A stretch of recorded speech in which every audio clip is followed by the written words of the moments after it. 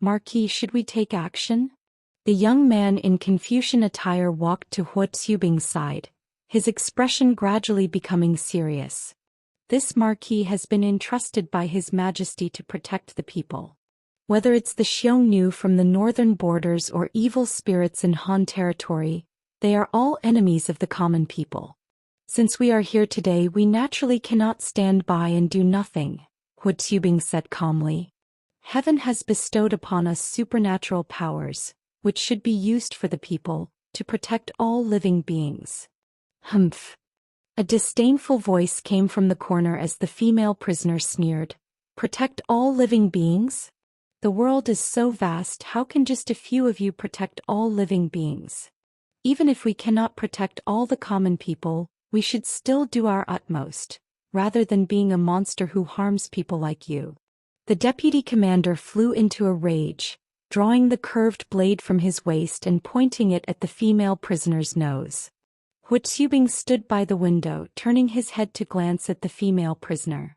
Upon returning to the capital, I will petition His Majesty to gather extraordinary talents from across the land and establish a special bureau dedicated to suppressing evil spirits and quelling chaos. Since our few people may not be sufficient, we shall borrow the strength of the entire world. The female prisoner snorted coldly, avoiding Hu Xubing's gaze. Marquis, the evil spirits have appeared, the scholar said solemnly. Should we go after them separately? Or... There's no need for that. Hu Xubing's voice was perfectly calm. The entire city is now dark, with only this tavern brightly lit. We don't need to find them. They will naturally come to their deaths. The night grew deeper. Low, guttural howls emanated from the dim city walls, sounding like wolf howls but with an inexplicably eerie quality.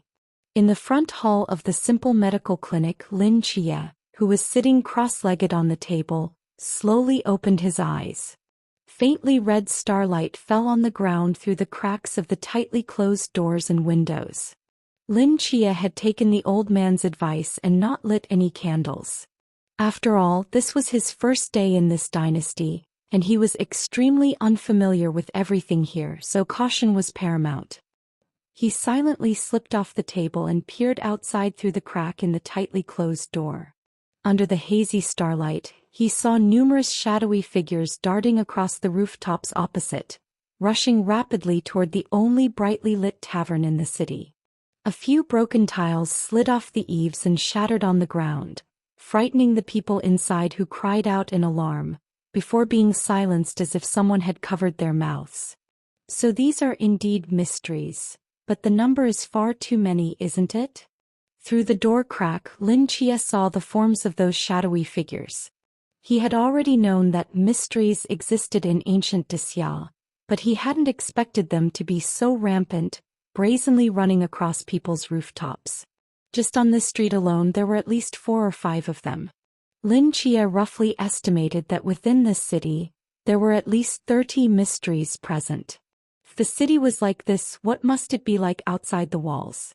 No wonder every household closed their doors and windows so early, and most pedestrians during the day looked haggard, appearing mentally exhausted. Lin Chia's gaze followed the direction of the mystery's charge. He saw a figure easily flip onto the roof of the brightly lit tavern, holding a sword in hand, proudly surveying the monster shadows surging around like a tide, releasing the mental pressure of a clawing boundary. Lin Chia had seen that person during the day. He was Hu Xubing's deputy commander. However, he hadn't expected that the man was also a forbidden domain holder. According to the intelligence Lin Chia had, the Western Han dynasty should be the era when the first batch of forbidden domain holders appeared, with the most representative figure being humanity's first sealing, champion Marquis Hu Xubing. But forbidden domain holders should be very rare at this time. Could it be that the Demon Suppression Bureau had already been established? Lin Chia looked back at the unconscious Wu Quan on the sickbed, a gleam flashing in his eyes. With ordinary methods, Wu Quan's injuries would take half a year to heal, but if there was a forbidden domain holder skilled in healing, that would be different.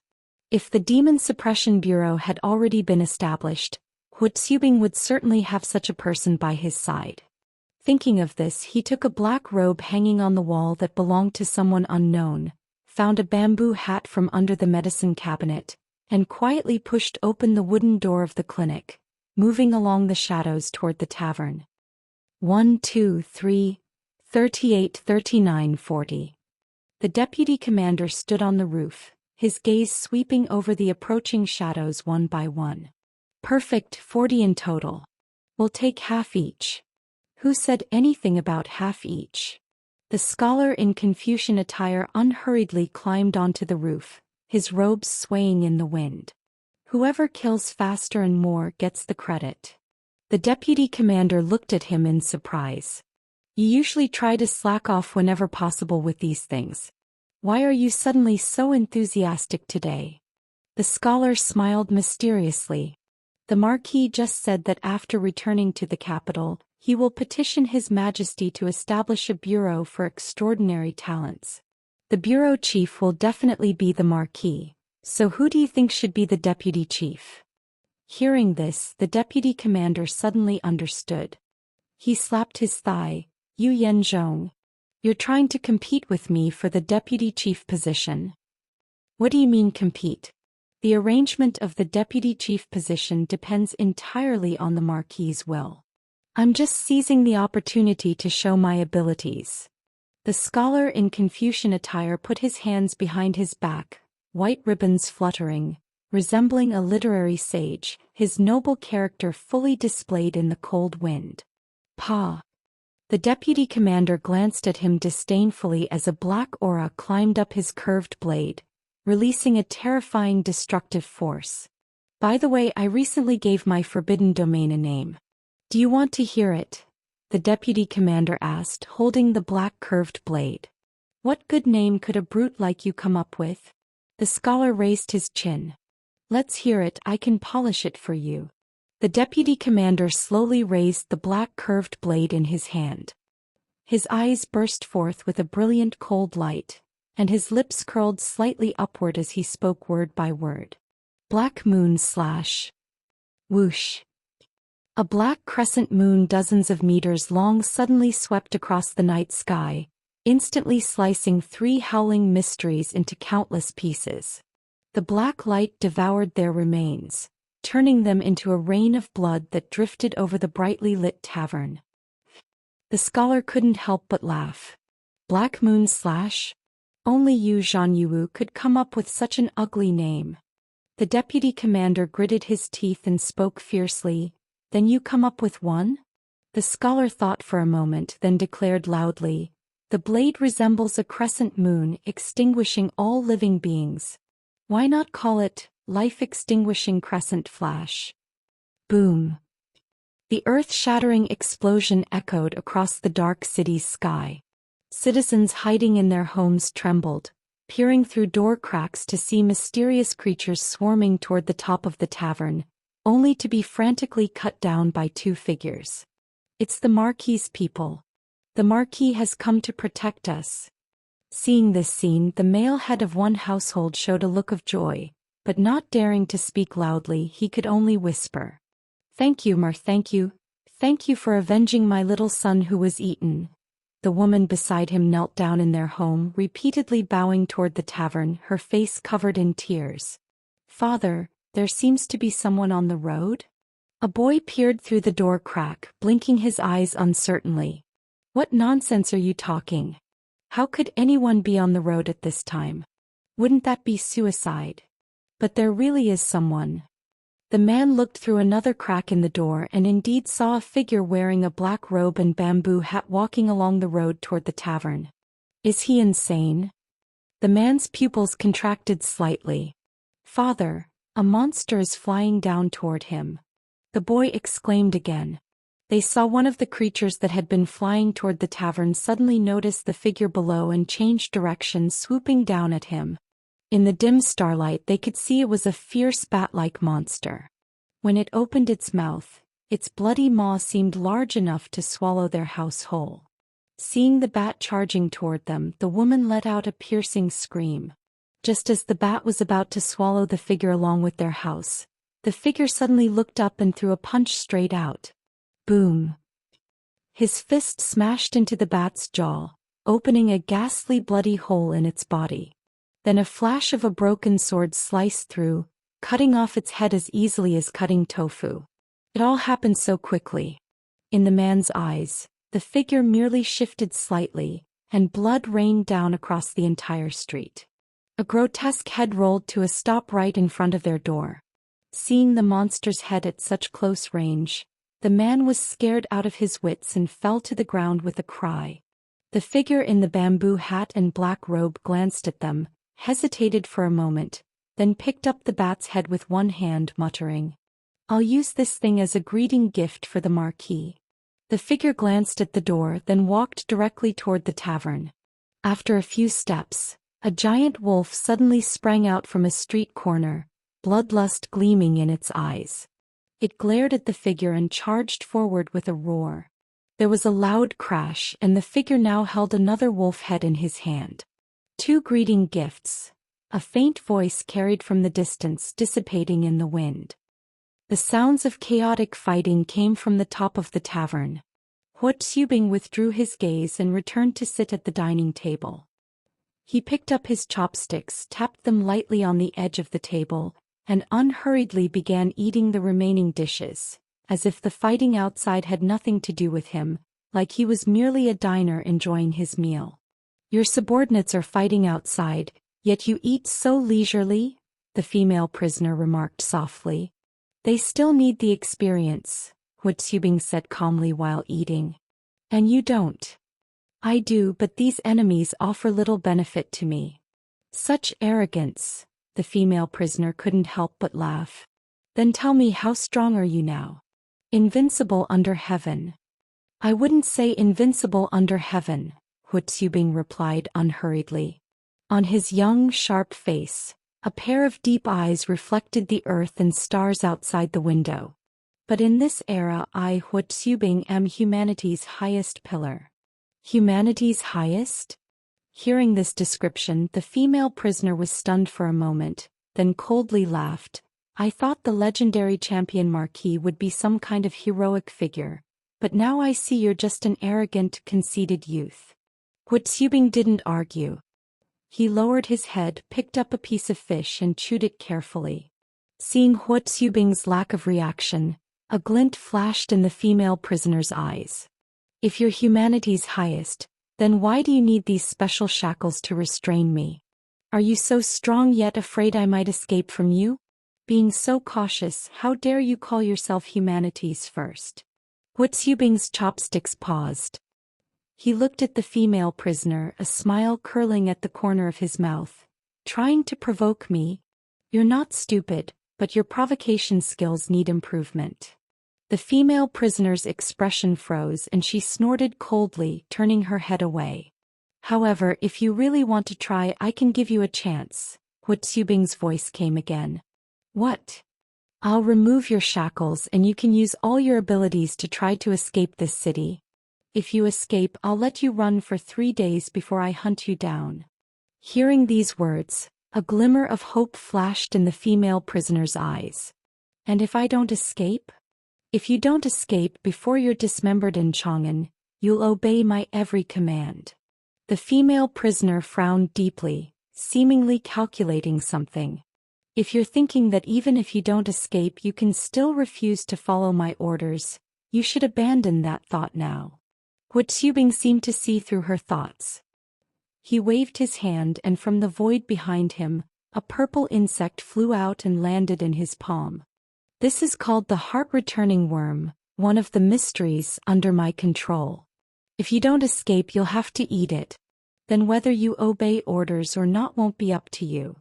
The female prisoner looked at the purple insect, her expression immediately turning ugly. But looking down at the heavy shackles on her shoulders, her eyes still showed conflict. After a long while, as if making up her mind, she nodded solemnly. "Fine, I agree." Huot Xubing slowly put down his chopsticks and walked in front of the female prisoner, a smile appearing on his young general's face. "Then the bet begins." His finger lightly hooked, and the heavy shackles on the female prisoner's shoulders immediately broke into two pieces. Mental power surged back into her body, and a long-absent sense of strength filled her entire being. The female prisoner's eyes immediately brightened. A powerful aura comparable to humanity's ceiling burst forth. Like an agile cheetah, she instantly leaped out the window, disappearing into the night sky. He actually let me go. The female prisoner's heart was wild with joy. Her figure landed steadily on the ground 2 streets away, now just over 100 meters from the city gate. Nothing to someone of her ability. Arrogant fool. She snorted lightly, about to dash through the city gate when a figure in a black robe and bamboo hat, dragging a pile of unidentifiable monster heads, suddenly emerged from a street corner. Huh. Lin Chia was startled to see the female prisoner in the middle of the road. Isn't that the prisoner? He looked up toward the tavern, a smile also appearing at the corner of his mouth. This greeting gift should be more valuable. Huh. In the restaurant, Hu Xiubing, who was lowering his head to eat, suddenly paused, looking up toward the city gate with a puzzled expression. My lord, we've basically taken care of them all. The deputy commander flipped into the room from the top of the restaurant, his armor covered in fresh blood. How strange. I clearly saw more than 30 of them earlier. How did they get eliminated so quickly? The scholar in Confucian attire walked into the room next, wearing an expression as if he'd seen a ghost, then turned to ask the deputy, "Hey, how many did you kill?" 13. I also killed 13. So where did the remaining evil spirits go? While the two were confused, Hu Xiubing put down his chopsticks, gazing into the distance, murmuring, I was just passing through Shui County, but unexpectedly there's an additional harvest. Are you also one of his men? At the city gate, the female prisoner with disheveled hair frowned as she looked at Lin Chia before her. After a moment, as if realizing something, I thought he had some extraordinary abilities, but it turns out he just planted people at the gate in advance. The legendary champion Marquis is nothing special after all. Lin Chia couldn't understand the female prisoner's sarcasm at all. He silently dropped the pile of monster heads behind him, stretching his muscles as he walked toward the female prisoner. This female prisoner was being led by Hu Xiubing during the day, but now she suddenly appeared alone at the city gate. She must have escaped using some method while the Marquis and his men were dealing with the mystery. Since he encountered her, he might as well bring her back. Seeing Lin Chia approaching her, the female prisoner narrowed her eyes. Her figure slightly crouched like a drawn bowstring ready to release, and she instantly shot forward. Boom!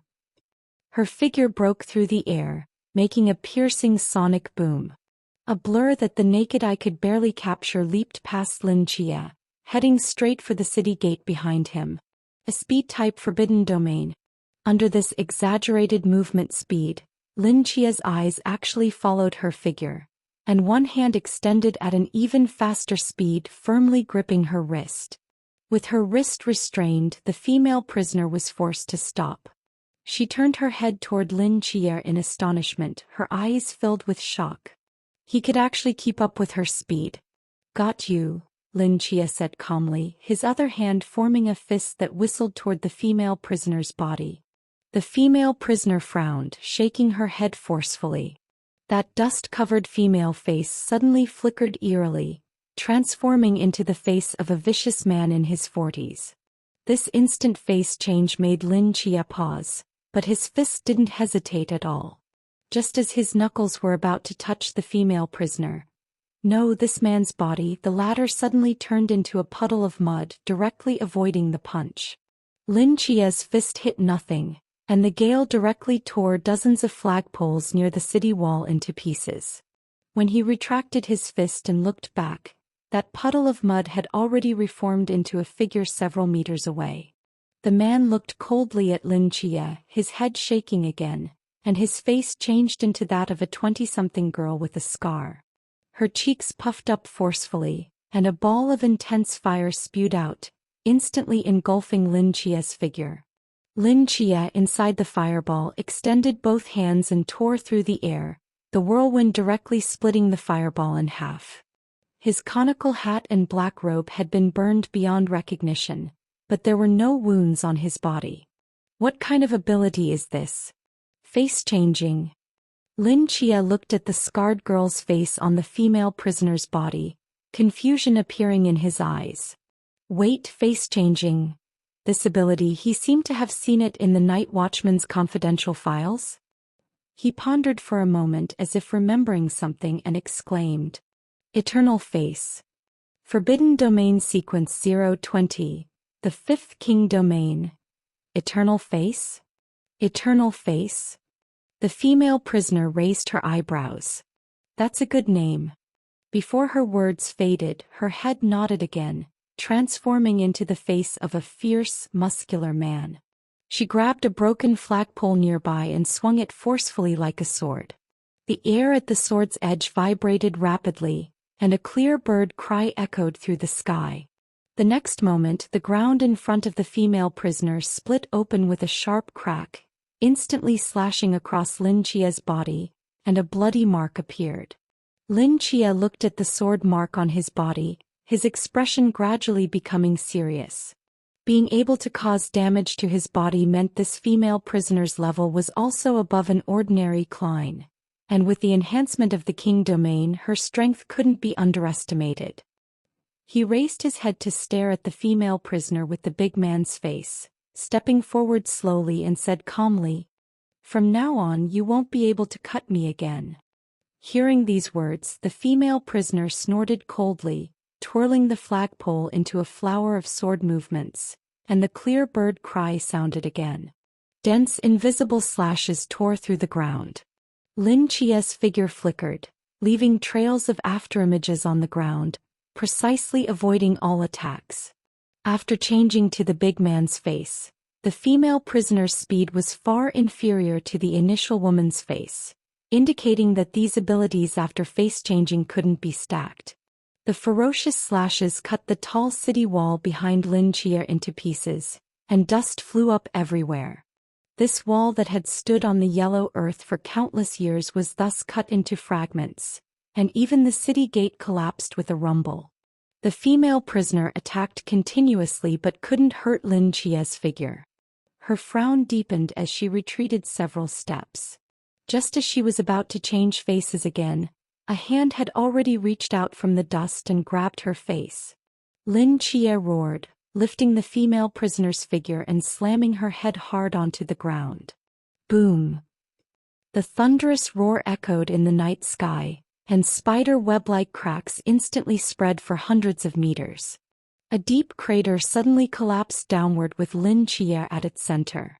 Rolling dust rose up and Lin Chia slowly stood up, one hand carrying the female prisoner's body as he walked out.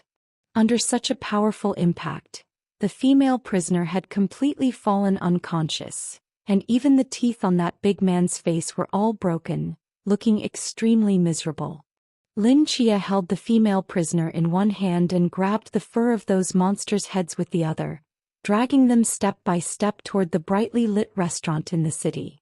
In the silent streets, countless figures hid behind the cracks of doors and windows, secretly watching the young man's figure, their faces full of shock and reverence. A moment later, Lin Chia slowly stopped at the foot of the restaurant. He released the monster heads and the unconscious female prisoner, clasped his hands together and spoke loudly to the restaurant. Junior Lin Chia, bearing generous gifts, requests an audience with the champion marquis. My lord, do you know that person down there? The deputy general asked with confusion. Wu Xubing shook his head. He actually managed to subdue that female demon. I thought in this world only you, my lord, could control her. The scholar in Confucian robes looked at the mysterious person wearing a charred bamboo hat and robes, his eyes revealing shock. He is strong, Wu Xubing said solemnly. I had thought that in this world only I had reached that realm, but now it seems that is not the case. You mean he has also reached that realm? This time it was the deputy general's turn to be shocked with his mouth agape. Lin Chia subdued the female prisoner purely relying on his physical strength, so even they couldn't detect his spiritual power fluctuations. But Hu Xubing's realm was far above the scholar and deputy general, so he could naturally see that Lin Chia exuded the aura of a human at the ceiling level in his every movement. Hu Xubing silently observed the figure who carried the unconscious female prisoner with one hand and dragged several monster heads with the other, lost in thought. After a long while he finally spoke slowly. "Please come upstairs for a discussion." Hearing Hu Xubing's voice, the man began walking up to the building. Finding the monster heads cumbersome, he casually tossed them at the bottom of the tavern and carried the female prisoner up. When he entered the room, the deputy general and others finally saw his face clearly, and the shock on their faces grew even more intense. Under the charred bamboo hat was also a young face, appearing to be about the same age as their lord. He had a broken sword hanging at his waist, and his entire aura was contained, making him seem like an ordinary person. Seeing Lin Chia so young, even Hu Xubing was stunned for a moment, his expression somewhat strange. "Greetings to the champion Marquis." Lin Chia cupped his hands and said. "Your name is Lin Chia?" Hu Xubing asked. "Where is your ancestral home?" Ancestral home." Lin Chia was taken aback, becoming somewhat hesitant. "My ancestral home is Tsangnan." Tsangnan. Hu Xubing turned his head and exchanged glances with the scholar, whose face was also full of confusion, shaking his head to indicate he had never heard of it either. "Judging by your age, you should be of the same generation as me, so why did you refer to yourself as a junior just now?" Lin Chia hesitated for a moment, then took a deep breath and said seriously, "Because I come from more than 2,000 years in the future, so naturally I am a junior." As his words fell, the tavern sank into dead silence. Hu Xubing, the deputy general, and the scholar froze in place.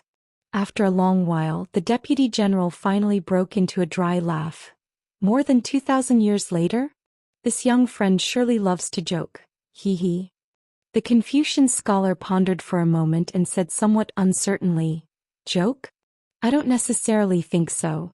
With unusual talents emerging across the land these days, it's not impossible that someone could traverse time."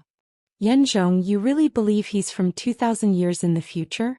That's 2,000 years. I'm just saying it's possible." While the two were arguing, Hu Xubing was continuously examining Lin Chia, his brows tightly furrowed. "Can you prove it?" Lin Chia's gaze swept over his body. Apart from the deep red cloak under his bamboo hat and the Amano Murakumo sword at his waist, there was nothing else from his original era.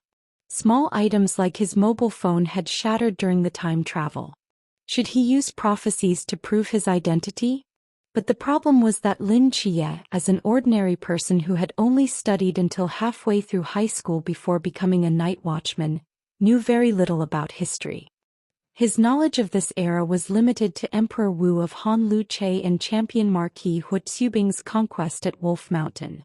He knew nothing else. He couldn't just tell Hu Xubing that after the Western Han would come the Xian dynasty Shen Han, and at the end of Eastern Han the Three Kingdoms period with endless warfare, could he? There was no way to verify such things anyway.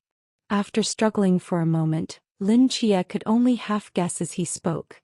"In the future, you will greatly defeat the Xiongnu, climb Wolf Mountain, and build an altar to worship heaven." The scholar looked at him suspiciously. "The future? That already happened 2 years ago. Isn't it common knowledge now?" "Damn. How do those historical time travelers in novels happen to know so much historical knowledge?" Lin Chia cursed inwardly, then seemed to think of something. "My lord, has the Demon Suppression Bureau been established yet?" Hu Xubing's pupils contracted slightly. He turned to look at the scholar and deputy general, who also had bewildered expressions. Hu Xubing indeed had plans to establish a special office to suppress evil spirits. But that was just a temporary idea. Besides the scholar, deputy general, and the now unconscious female prisoner, he had never told anyone else. How did this young man know about it?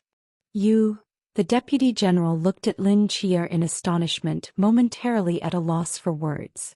Hu Xubing stared at Lin Chia for a long time, then turned and sat down in his chair. Instead of answering Lin Chia's question, he slowly said, "Have you had dinner yet?" "No." "Sit down and join us," Hu Xubing said calmly. "Let's not waste this table of food." Seeing this, Lin Chia didn't decline and sat down at the table, picking up chopsticks and eating voraciously. Having traveled through more than 2,000 years of time, Lin Chia was already feeling hungry. Although this body seemed like it wouldn't die without food, Lin Chia naturally wouldn't miss the opportunity to satisfy his appetite. Watching Lin Chia eat like a starving ghost, the scholar and deputy general's expressions became somewhat strange. This young man who appeared out of nowhere seemed to be full of suspicious points. Could he be an assassin coming to kill their lord? Just as the two were on high alert, Lin Chia seemed to remember something and pointed at the unconscious female prisoner nearby. "My lord, who is this person?" "A death row prisoner." Hu Xubing glanced at the female prisoner and said flatly, "This demon woman possesses a strange ability that allows her to devour those weaker than herself, transferring their faces into her body. By switching to those faces, she can use their abilities. Moreover, whenever she devours someone, she can graft their lifespan onto her own. As long as she continues to devour others, she can achieve longevity. The longer she lives, the more powerful she becomes, able to devour even more people. In this cycle, she can become immortal and extremely powerful. The drawback is that those she devours continue to exist within her, tormenting her mind. Also, the abilities she absorbs become fixed at their current level. To improve a certain ability, she needs to spend a great amount of time and effort." Lin Chia nodded slightly. Hu Xubing's description matched what he had seen in the archives, and the unusual talents Hu Xubing mentioned should be taboo enclosure possessors. According to Lin Chia's knowledge, Eternal Face was the only taboo enclosure among many that fed on its own kind, also known as the most evil taboo enclosure, because the process of collecting faces could only be done by devouring alive, which was extremely cruel. But similarly, the longevity and power it could reach were beyond what ordinary taboo enclosures could achieve. If the world's 7 great king enclosures were given personalities, the 5th king enclosure, Eternal Face, would definitely be a cruel, immortal, evil king. Although Lin Chia knew of the existence of this 5th king enclosure, he had never heard of anyone possessing it, so he asked curiously, "What is this prisoner's name?" "Name." Hu Xubing paused for a moment. "Her name is Gongyang Wan." Bang! A pair of chopsticks fell to the ground, making a crisp sound. Lin Chia stared blankly at the unconscious female prisoner not far away, his expression suddenly becoming quite interesting. Gongyang Wan. In Lin Chia's mind, he immediately recalled the elegant, beautiful woman he had met on the National Fate Island, dressed in palace attire with her hair pinned up. But wasn't she the second director of Zenyisi after Hu Xubing? This condemned prisoner before him was actually Gongyang Wan, the owner of Eternal Face? Eternal Face. So that's it. In this moment, countless clues connected in Lin Chia's mind, and a look of sudden realization appeared in his eyes. Previously, when learning about the history of the Night Watchers, Lin Chia had always had a question. For the past 100 years, Xia had been protected by the Night Watchers and their predecessor, Special Action Group 139, and during this century there had been 6 commanders-in-chief: Nia Jinshan, Li Qingqiang, Tang Yuxing, Wang Qin, Yi Fan, and Zhu Qing. Yet Zenyisi was established over 2,000 years ago, so why were there only 2 directors? Hu Xubing died before the age of 24 due to the innate defect of Emperor's command. So who had been in charge of Zenyisi for the remaining 2,000 years? Now the answer was becoming clear. There were indeed only 2 directors in Zenyisi's history. The most important reason it could exist for 2,000 years regardless of dynastic changes was that its second director, Gongyang Wan, possessed Eternal Face. As long as Gongyang Wan continued to devour abnormals, She could approach immortality indefinitely, and only she could lead Zenyisi to stand firm for 2,000 years. Western Han, Eastern Han. Zhongyuan Mingqing. She had been present in every dynasty throughout these 2,000 years, controlling Zenyisi under different identities. Thinking of this, Lin Chia's gaze toward the female prisoner completely changed. Hu Xubing established Zenyisi and served as director for at most a year or two, but Gong Yongwan had led Zenyisi for 2,000 years. In a sense, she was the true controller of Zenyisi. 2,000 years of longevity, 2,000 years of accumulation. To what terrifying extent had Gong Yongwan's eternal face developed? Lin Chia couldn't imagine, but he was certain that the quiet and elegant palace woman was not as simple as she appeared on the surface. What's wrong? Do you know her? Seeing Lin Chia's strange expression, the scholar asked curiously. No. I don't know her. Lin Chia shifted his gaze away from the female prisoner, his back already drenched in cold sweat.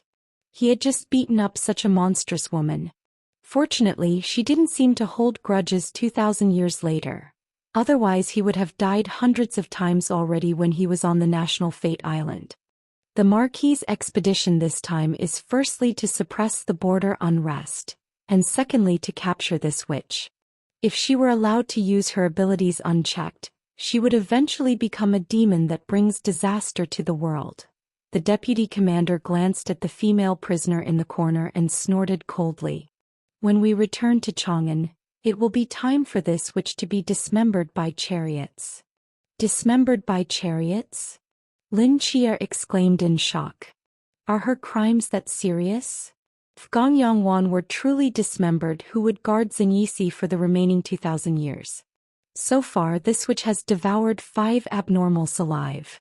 Regardless of whether these devoured abnormals deserve to die, her existence has already become a shadow in the hearts of all abnormals.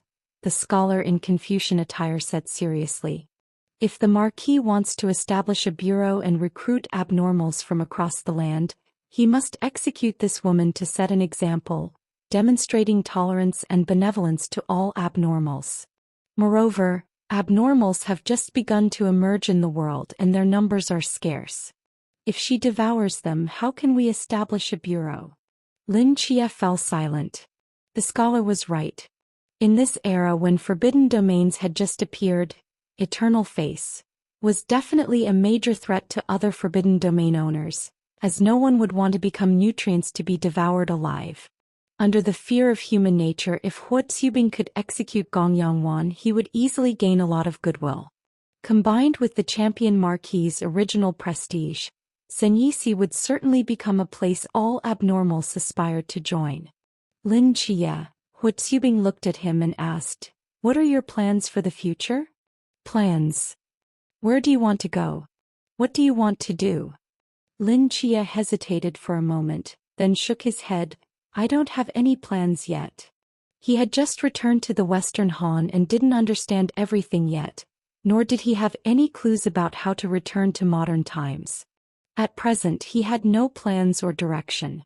Lin Chia's brain worked rapidly and then he said, "However, if the Marquis doesn't mind, I would like to travel with you to Chang'an." Oh. Hu Xubing was about to recruit Lin Chia when he heard the other party's voluntary request to travel together. He raised his eyebrows in surprise. Why? There are some things that perhaps only by following the Marquis can I find answers. Lin Chia was telling the truth. If he wandered aimlessly across the Western Han lands like a headless fly, he wouldn't know when he might find a way back. But by staying at Hu Xubing's side, it meant he could access more secrets, and perhaps among them would be a method to return to modern times. Another key point was, Lin Chia had to stay by Hu Xubing's side to prevent them from actually dismembering Gong Yongwan. If Gong Yongwan died, who knew what kind of chain reaction would occur over those 2,000 years? The Night Watchers might not even come into existence. Hu Xubing carefully examined Lin Chia for a long time, then nodded slightly. Good. Besides this, I have one more unreasonable request. An unreasonable request? I have a junior who is seriously injured. I request the Marquis's help to heal his injuries as soon as possible. A junior? Is he also an abnormal like you? Yes. Hu Xubing didn't hesitate much and nodded. Very well, bring him here. After thanking Hu Xubing, Lin Chia walked straight out of the tavern toward the medical clinic. After about the time it takes to burn an incense stick, he pushed a wooden cart carrying the unconscious Wu Quan to the tavern. Hu Xubing and his two companions came down from the tavern. The scholar stepped forward first to examine Wu Quan's injuries, but suddenly froze. This young man is so young, yet he's already a sixth realm powerhouse. What? The deputy commander widened his eyes and quickly stepped forward. He really is sixth realm. How old is he? 15 or 16. That's almost as impressive as the Marquis was back then. Amid the shock of the deputy commander and the scholar, Hu Xubing slowly walked forward. When his gaze fell upon Wu Quan, his body suddenly trembled. Emperor's command. The eastern dawn was gradually rising, and 4 fine horses galloped toward the army stationed outside the city. On the bumpy horseback, Lin Chia steadied Wu Quan while awkwardly controlling the reins. During his training camp years he had learned to drive all modern vehicles, but he had never learned horseback riding. Fortunately, his natural talent was decent enough that he could barely manage on his first ride. The unconscious Gong Yongwan was suspended by an invisible force, floating behind Hu Xubing. Perhaps Lin Chia's punch had been too powerful as she still hadn't regained consciousness. As they approached, someone in the army spotted Hu Xubing. With a quick command, a path was cleared, allowing them to pass directly to the core area of the army. The deputy commander dismounted and said something to a soldier, and soon someone pushed over an empty supply cart. Put this child on it. His broken bones have just been reset and he shouldn't ride horseback for long. It's safer for him to lie on the cart, he said to Lin Chia. Lin Chia nodded and placed Wu Quan on the cart, securing him properly. By the way, I'm Zhang Yuwu, the Lord's deputy commander. The deputy commander introduced himself. That hypocrite from earlier is Yan Zhong, the Lord's strategist. We've both followed the Lord for many years and are the highest-level extraordinary practitioners in the army besides the Lord himself. Zhang Yu Yan Zhong. Lin Chia felt these names were somewhat familiar. Suddenly, his mind flashed back to the giant monument in the night watchman's underground chamber. Following the names Hu Xubing and Gong Yongwan were precisely these two names. They were the first members of the Demon Suppression Bureau and the main architects of its foundation. Are there many extraordinary practitioners in the army? Lin Chia asked. Not really. Including us and the Lord, there are fewer than 10 in total. These were deliberately recruited by the Lord during our marches in recent years. Extraordinary practitioners aren't as common as you might imagine. Zhang Yuwu paused briefly before continuing. But don't worry, we do have practitioners skilled in healing. The Lord has gone to fetch one who should arrive soon. As they were speaking, Hu Xubing approached with a white-haired elder. This is Master Zhong Meng, a fourth realm healing practitioner. He can quickly treat this child's injuries, Hu Xubing introduced. The white-haired elder nodded slightly to Lin Chia, then walked to the cart and carefully examined Wu Quan's condition. He gently pressed his hands on Wu Quan, and several deep green vines emerged from his sleeves, gradually enveloping Wu Quan's body. A faint light flowed and spread across the surface of the vines. This was the second time Lin Chia had heard descriptions like fourth realm and sixth realm.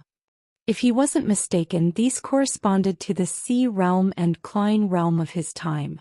In this era, forbidden domains had just appeared, and many concepts were not yet mature. They simply used numbers for distinction. It wasn't until later generations discovered how spiritual power manifested at different levels that more specific terms like cup, pool, and river were used to describe realms. Hu Xubing watched Wu Quan being completely wrapped in vines, then turned to Lin Chia. Let's talk privately. Though somewhat puzzled, Lin Chia followed Hu Xubing a few steps away. When no one was around, the latter slowly spoke.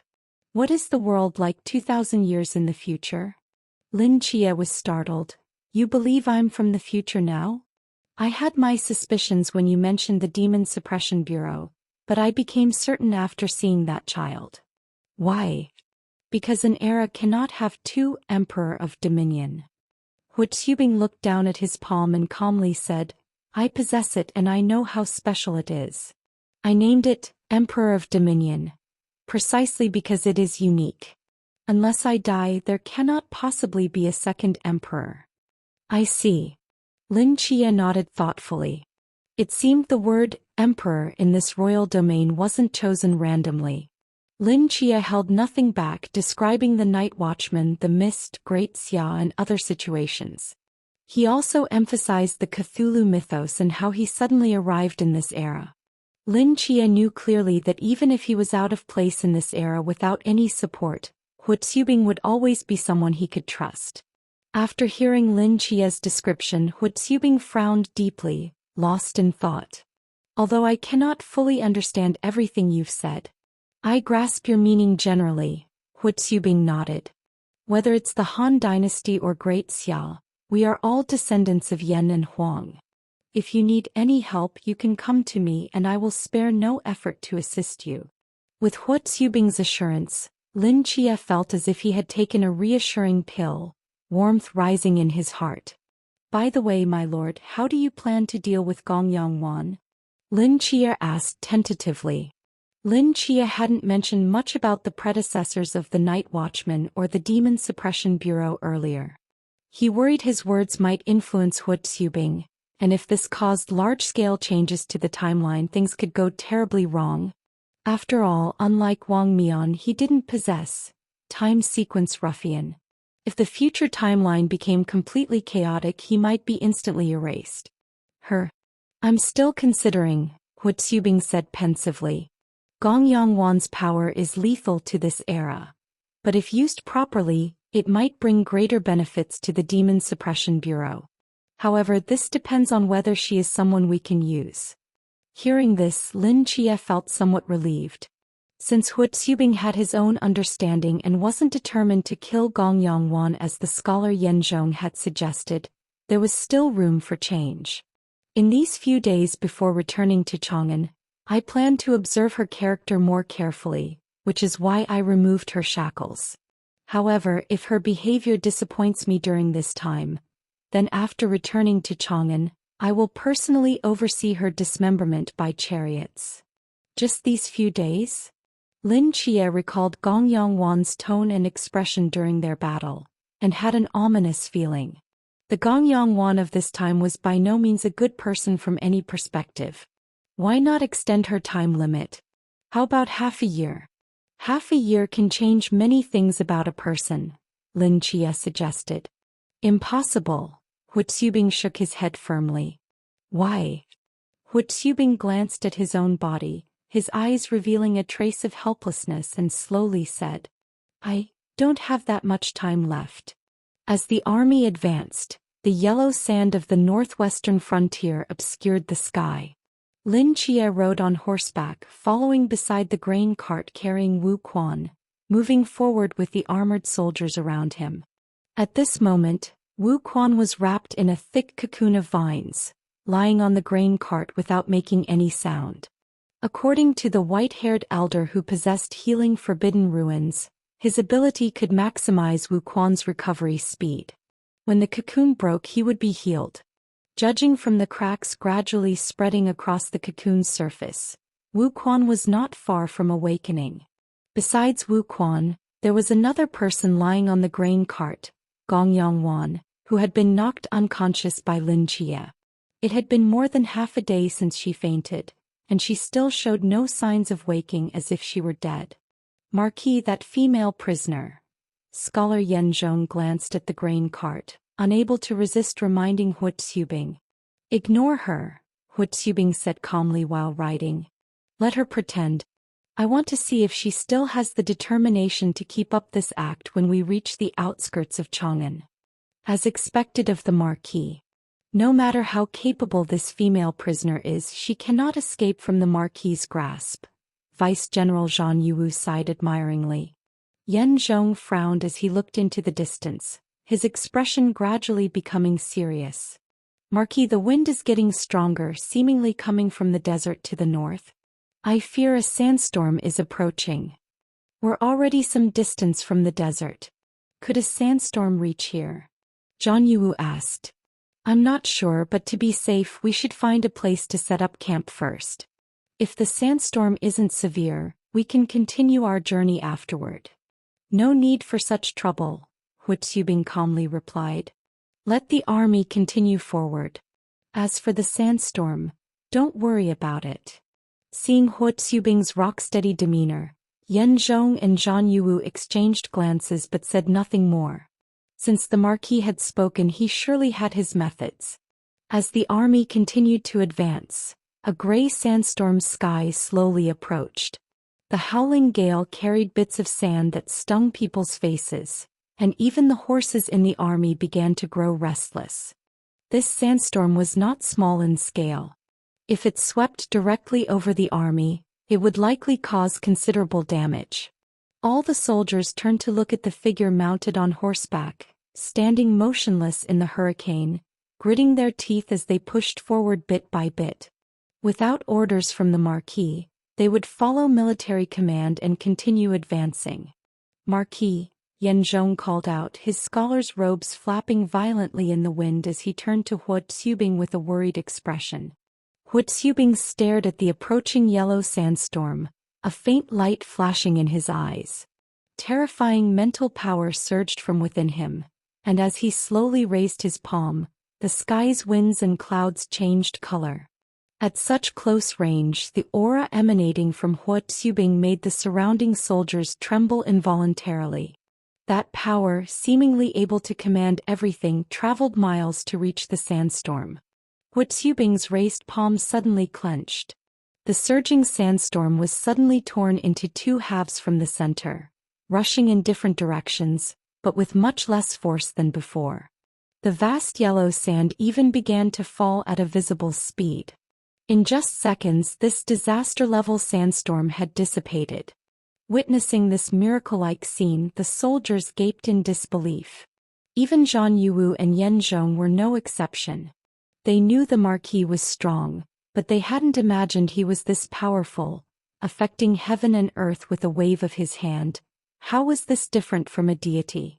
On the grain cart, Gong Yangwan, who appeared to be in a dead faint, suddenly twitched her finger, her face turning pale. At the moment Hu Xubing released his power, a crisp breaking sound came from the vine cocoon. Lin Jie turned to look and saw that the vine cocoon on the grain cart had suddenly split open from the center. An aura extremely similar to Hu Xubing's, sharing the same origin, shot skyward. This was the fated connection between Emperor of Dominion and Emperor of Dominion. Hu Xubing's action directly forced awake the royal ruins within Wu Quan. A hand extended from the cocoon, followed by Wu Quan's figure slowly rising. He looked around in confusion, then instinctively looked in Hu Xubing's direction, who was simultaneously looking at him. Separated by 100 meters, their gazes met. After a moment, Wu Quan frowned and shifted his gaze to Lin Jie beside him, his eyes full of confusion. Brother Seven, where are we? Seeing Wu Quan awake and his injuries healed, Lin Jie finally felt a weight lift from his heart. He briefly recounted what had happened, leaving the other wide-eyed with shock. We traveled through time? Yes. Then what about Brother Qingzhu? When a holy covenant activated, he was steering the boat, so he probably wasn't caught up in this. Wu Quan nodded, but being young he still found it difficult to accept this bizarre reality. His curious gaze swept across the surroundings, finally settling on the unconscious female prisoner beside him. Who is? Before Wu Quan could finish, the female prisoner suddenly opened her eyes and shot up like a cannonball. The reactive force shattered the grain cart into pieces as she transformed into a streak of light rushing toward the distance. Her movement was too fast and her timing extremely cunning, right when everyone's attention was on the newly awakened Wu Quan. Most soldiers didn't even see what flew past, and even Lin Chia, who reached out to grab her, only caught an afterimage. Lin Chia frowned and was about to pursue when her figure suddenly froze in midair. 100 meters away, Hu Xubing raised one hand in the air and made a slight beckoning gesture. Gong Yongwan uncontrollably flew backward until a tremendous force controlled her body, violently forcing her to kneel at the feet of Hu Xubing's steed. Trying to leave already? Hu Xubing said calmly. Could it be that you don't intend to fulfill your agreement with me? Gong Yongwan gritted her teeth, staring fixedly at Hu Xubing, despair appearing in her eyes. She had actually been awake for some time. The reason she pretended to be unconscious was to find a suitable opportunity to escape. After all, no one wanted to swallow that heart-returning worm. But after witnessing Hu Xubing's power just now, she began to panic. Hu Xubing was too strong, far stronger than she had imagined. Even if she hadn't encountered Lin Chia in Shui County, she could never have escaped those city walls. From the beginning, she had been manipulated in the palm of his hand. Realizing this, she immediately panicked and tried to take advantage of the moment to leave, but still couldn't escape Hu Xubing's grasp. I just wanted to get up and move around a bit. Who said I was trying to leave? Gong Yongwan said stubbornly. Hu Xubing raised an eyebrow. Oh, skid. Since you're awake now, it's time to fulfill our agreement. Hu Xubing flicked his finger, and a tiny shadow instantly flew out of nowhere, entering Gong Yongwan's lips. Her pupils contracted slightly and she bent over, violently retching, but no matter how hard she tried, the heart-returning worm showed no sign of coming out. Hu Xubing! Gong Yongwan raised her head and shouted angrily at him. Hu Xubing gave her a calm glance, riding his steed forward unhurriedly. From now on you will address me as Marquis, just like the others. Brother Seven Knights, who is he? In the distance, Wu Quan watched as Hu Xubing rode away on horseback and couldn't help but ask. Hu Xubing? You mean the Hu Xubing who was awarded the title wolf-hunting general? Wu Quan asked in surprise. Why do I sense the aura of Emperor Dominator from him? He is indeed Emperor Dominator, and also the first person in Dxia's history to break through to the human ceiling. Lin Chia explained. At the same time, he is also the most ancient founder of the Night Watchers. Lin Chia's gaze fell on Hu Xubing's back, and the words the other had spoken not long ago echoed in his ears again, making his expression somewhat complicated. Although Emperor Dominator could help someone grow to a terrifying level in an extremely short time, the price was also enormous. Hu Xubing didn't say how much longer he had to live, but judging from the urgency faintly revealed in his eyes, this champion Marquis's life was nearly at its end. Hearing this series of titles, Wu Quan nodded in surprise, then seemed to think of something. Wait, isn't this the Western Han Dynasty? Why aren't they speaking in classical Chinese? Lin Chia turned to look at the 15-year-old youth and explained with a light smile. Classical Chinese with all those formal particles was a written form, a refined language that ancient people used specifically for recording events. In their daily communication they used vernacular. However, vernacular language, being colloquial, easily develops regional and temporal differences. For example, in modern Dxia, how many dialects are there? And the speech habits and patterns of 19th century Dxia people are also different from modern ones. Just 100 years can create such huge differences. If separated by thousands of years and events were recorded in vernacular, it would be like an indecipherable text to modern people. Thanks to the fixed written form of classical Chinese, later generations can understand historical texts. Wu Quan suddenly understood. But as if thinking of something else, he asked puzzlingly, Brother Seven Knights, didn't you say vernacular language changes over long periods of time? The Western Han Dynasty is more than 2,000 years before our time, right? Why do I feel like their way of speaking isn't much different from ours? Hearing this, Lin Chia suddenly froze. Yes. Why do people from this era speak so similarly to modern people? Even without considering dialect differences due to geography, just the 2,000-year time gap means Western Han people's speech patterns should be very different from modern ones. Before Wu Quan woke up, Lin Chia hadn't noticed this issue. He thought it was the language magic array that Merlin had left in his soul that was working, allowing him to communicate with Western Han people without barriers. But why could Wu Quan understand them too? Lin Chia frowned and pondered for a long time without finding an answer. After all, he wasn't a professional scholar, so he could only put this question aside for now. The army formation moved forward across the barren land. Since most soldiers were on foot, they didn't move quickly. Lin Chia didn't know where they were, only that the sunlight in the sky was gradually setting in the west, and they seemed to be moving away from the desert area. Wu Quan followed behind Lin Chia, dozing off while riding his horse. He only became fully awake when the army suddenly stopped. "Why are we stopping?" Wu Quan looked at the sky. It still seemed early. Lin Chia didn't speak. After some time, a military officer rode up to Lin Chia and respectfully said, "Sir, the Marquis requests your presence." Lin Chia raised an eyebrow and nodded.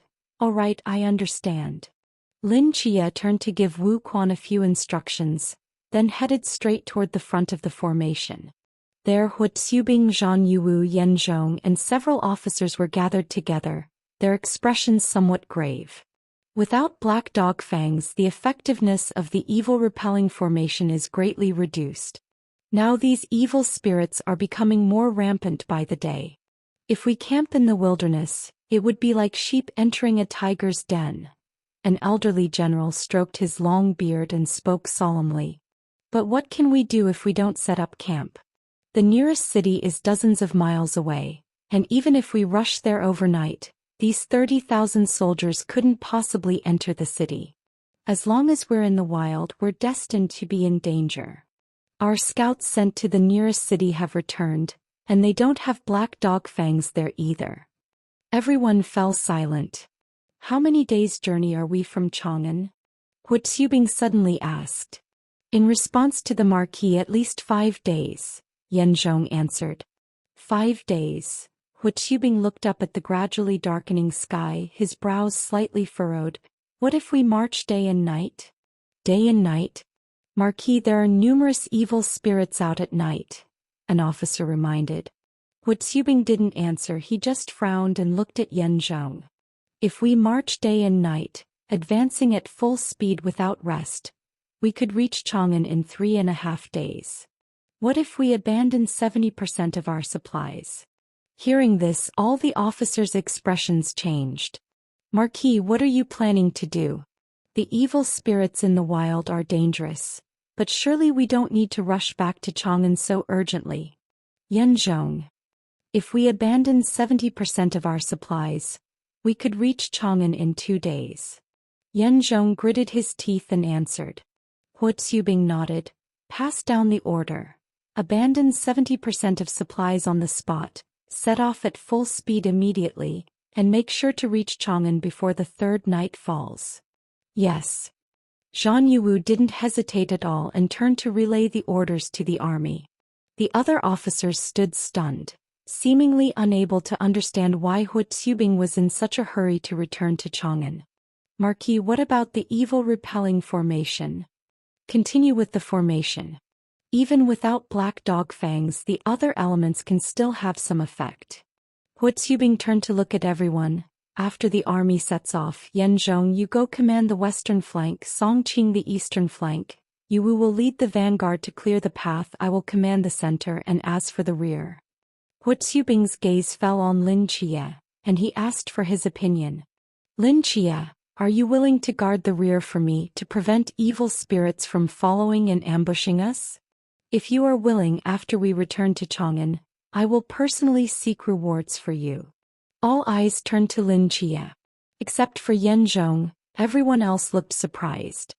They knew the Marquis had brought back a young man from Shui County, but they never imagined the Marquis would value this young man so highly.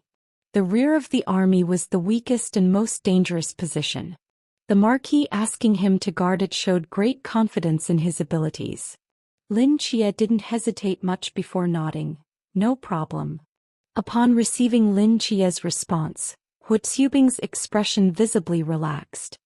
He quickly issued a few more orders and Lin Chia immediately rode toward the rear of the army. The dim sunset disappeared and the world fell into darkness. Lin Chia rode while looking up at the starry sky, his brows furrowing deeper as he spoke with uncertainty. Are these red stars closer than they were yesterday? At the same time, at the middle and rear of the army, Wu Quan dismounted from his horse, looked around and while no one was paying attention, rubbed his buttocks which were sore from riding, sighing helplessly. Although he was a Klein-level powerhouse, one of the defects of Emperor's Dominion was that the user's physical body was extremely fragile. If not for this, he wouldn't have been so severely injured during his time travel. I wonder how the champion Marquis solved this problem, Wu Quan thought to himself. Kid. A voice came from behind. Wu Quan's gaze sharpened as he turned around to see Gong Yongwan in prison clothes, who had somehow appeared behind him. Gong Yongwan squinted her eyes, staring directly at Wu Quan, a gaze that made him very uncomfortable. What do you want? He said coldly. Is that ability you have the same as Hu Xubing's? Gong Yongwan asked softly. What if it is? Looking at Wu Quan before her, a glint flashed in Gong Yongwan's eyes. She licked her lips, her expression somewhat malicious. For some reason a chill ran down Wu Quan's spine. He instinctively stepped back, instantly releasing his Klein-level aura. What are you trying to do? Murderous intent flashed in Wu Quan's eyes. Nothing, no need to be nervous. Gong Yongwan's lips curled slightly upward as she casually brushed her messy hair behind her ear and turned to walk away. Little brother. Big sister is very interested in you. As Gong Yongwan's voice faded into the distance, Wu Quan's frown deepened. Just then a hand patted his shoulder. Wu Quan's pupils contracted sharply. He whirled around, his entire mental energy mobilized and ready to strike. Brother Seven Knight? Seeing who it was, Wu Quan dispersed his gathered mental energy and let out a long breath. Lin Chia looked at Gong Yongwan's retreating figure, his eyes narrowing. What did she say to you? She just asked if I had the same ability as Champion Marquis. Lin Chia's expression darkened. In terms of power level, currently Gong Yongwan was stronger than Wu Quan, which meant she could use longevity countenance to devour Wu Quan and obtain his ability. Could it be that she was also after Emperor's Dominion? If that was the case, Lin Chia would have to be extremely vigilant in protecting Wu Quan. Gong Yongwan at this stage was far too dangerous. Mount up, follow me to the rear wing of the army. By the time Lin Chia and Wu Quan reached the rear of the army, torches had already been lit in the night sky ahead. The two rode their horses following the army. The red stars in the sky connected with the faint glow of torches on the ground, barely carving a path of light in the darkness, advancing bit by bit into the distance. At the edges of the army, black flags were raised high. There was one near Lin Chia. He sniffed the air and detected an indescribable strange odor. Brother Seven Knight, what's happening? Wu Quan asked in confusion, seeing supply wagons abandoned along the road. I'm not entirely sure, but it probably has something to do with those red stars. After a moment's hesitation, Lin Chia stopped a soldier walking at the end of the army and asked, Let me ask you, have those red stars in the sky always been there? The soldier holding a torch was startled. No, they weren't there before we marched toward the northwestern frontier. They appeared halfway through our journey. About how long ago? About 10 days ago, the soldier replied uncertainly. But at first they were just tiny dots. We thought it was an illusion at first, but later realized they were red stars. They weren't there 10 days ago and they're continuously growing larger? Lin Chia's brow furrowed immediately. He looked up at the red stars again, their light increasingly dazzling. Even when occasionally obscured by clouds, an eerie red glow still penetrated through. From the soldier's description, Lin Chia could almost be certain that those red stars were no ordinary stars, and they were approaching Earth at an alarming speed. Did those evil spirits also begin to rampage after the red stars appeared? Yes, we rarely heard about evil spirits causing trouble before, but recently they've become more and more numerous. People are dying everywhere. I heard even Chang'an has been severely affected. What could these red stars be that could cause such a mysterious uprising? Lin Chia pondered silently. What are those flags? Why do they smell strange? Wu Quan asked, pointing at the black flags in the distance. Those are evil repelling formations taught by the imperial advisor. By soaking the black flags in specific substances and arranging them in a formation, they can dispel surrounding evil spirits. We've always used them during campaigns and we hardly ever encountered evil spirits before. Lin Chia glanced at the black flags, his expression grave. He knew something was missing from the evil repelling formation this time. Combined with the red stars overhead and the rampaging evil spirits, the journey back to Chang'an would likely be far from peaceful. Boom! An explosive roar erupted from the western side of the army ahead. Raging flames shot into the sky and even the ground beneath their feet trembled slightly. This sudden explosion startled some soldiers. They all looked toward the direction of the flames. Vaguely, several huge shadows flew past in the night sky, and exclamations rose from the crowd. Sure enough, they've come. Lin Chia withdrew his gaze and turned to look at the pitch-black land behind them. In his dual vision, over a dozen monsters of various shapes were lingering behind the army, like a pack of wolves cautiously stalking their prey, waiting in the shadows for the opportunity to strike. These mysteries weren't high-level, most being at the river or sea realm, but Lin Chia could sense that miles away in the darkness, more and more mysteries were continuously arriving. In this desolate wilderness where evil spirits ran rampant, the army advancing rapidly with torches was like a beacon in the darkness, frantically attracting all nearby mysteries. Brother Seven Knight, leave these to me. Wu Quan raised his hand and pressed toward the void behind them. Most of the lower realm mysteries were instantly dominated, smashing directly into the ground. A deep rumbling sound arose. The remaining few mysteries that could still move darted out swiftly, howling as they charged toward the soldiers holding torches. Wu Quan's pupils contracted slightly. In the next moment, the surrounding air rapidly flowed into a hurricane, sweeping up a torch and transforming it into a massive fireball over 100 meters in radius, smashing into those mysteries head-on. Surging flames bloomed in the sky. Hua Xiubing, commanding from the center of the army, turned to look back and after a long while shook his head slightly. The roaring sound continued to echo as Lin Chia's gaze swept across the surroundings. Apart from the rear wing, the army was being attacked from 3 different directions. Fortunately, Hua Xiubing had recruited many extraordinary warriors in recent years who were able to fend off the attacks in time. Although there was some chaos in the army, there were no large-scale casualties. In the center of the army, the young general mounted on a white horse slowly raised his hand. Shadows of mysteries flew out from the void behind him. Wherever the battle situation was intense, he would dispatch these mystery troops there, creating an overwhelming advantage. The mysteries attacking the army were continuously killed, with blood and bones covering the ground. Such a number of casualties directly intimidated those mysteries, still hiding in the darkness, making them hesitant to act rashly. After weathering the first wave of attacks, fewer and fewer mysteries dared to strike at them, giving everyone a chance to catch their breath.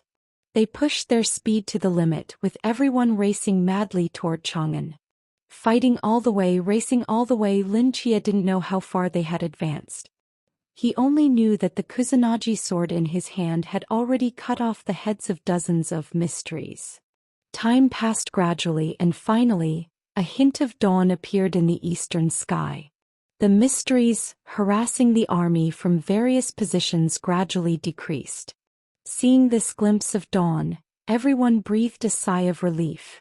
A night of frantic running had left them exhausted. Once daylight came, these mysteries would become much more docile, at least not launching such fierce attacks as they had the previous night. Lin Chia sat on horseback looking up at the sky. Those crimson stars gradually dimmed with the appearance of dawn, but unlike the previous night, they didn't completely disappear. Instead, they remained suspended in the sky, emitting faint crimson light. Huh. A soldier's puzzled voice came from nearby. Did that star just have a baby? Lin Chia looked in the direction he was pointing. In a corner of the brightening sky, a crimson star strangely split off a flashing red dot. Then this red dot rapidly expanded in Lin Chia's vision, leaving a long trail of flame across the sky. Lin Chia was stunned for a moment, then his pupils suddenly contracted. This is bad. It wasn't a star having a baby at all. It was clearly a fragment of a crimson star turning into a meteor and hurtling toward Earth. As the meteor drew closer, more people noticed the crimson trail streaking across the sky. They curiously pointed at the star, seemingly discussing something.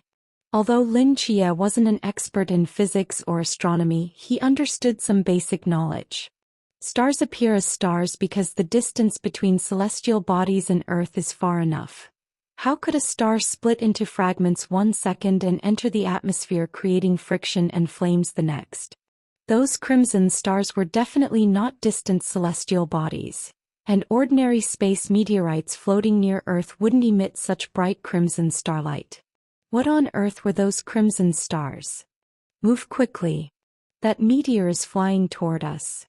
The meteor's reflection crossed Lin Chia's pupils as he immediately shouted. That can't be right, it's clearly far away from us. A soldier looked up in confusion. Lin Chia had no time to explain to them. Taking a deep breath, his thunderous voice echoed across the land. Move. Hearing Lin Chia's shout, Hu Xubing, positioned in the center of the army, looked up and his expression immediately turned grim. He promptly gave the order. Pass down the command, advance at full speed.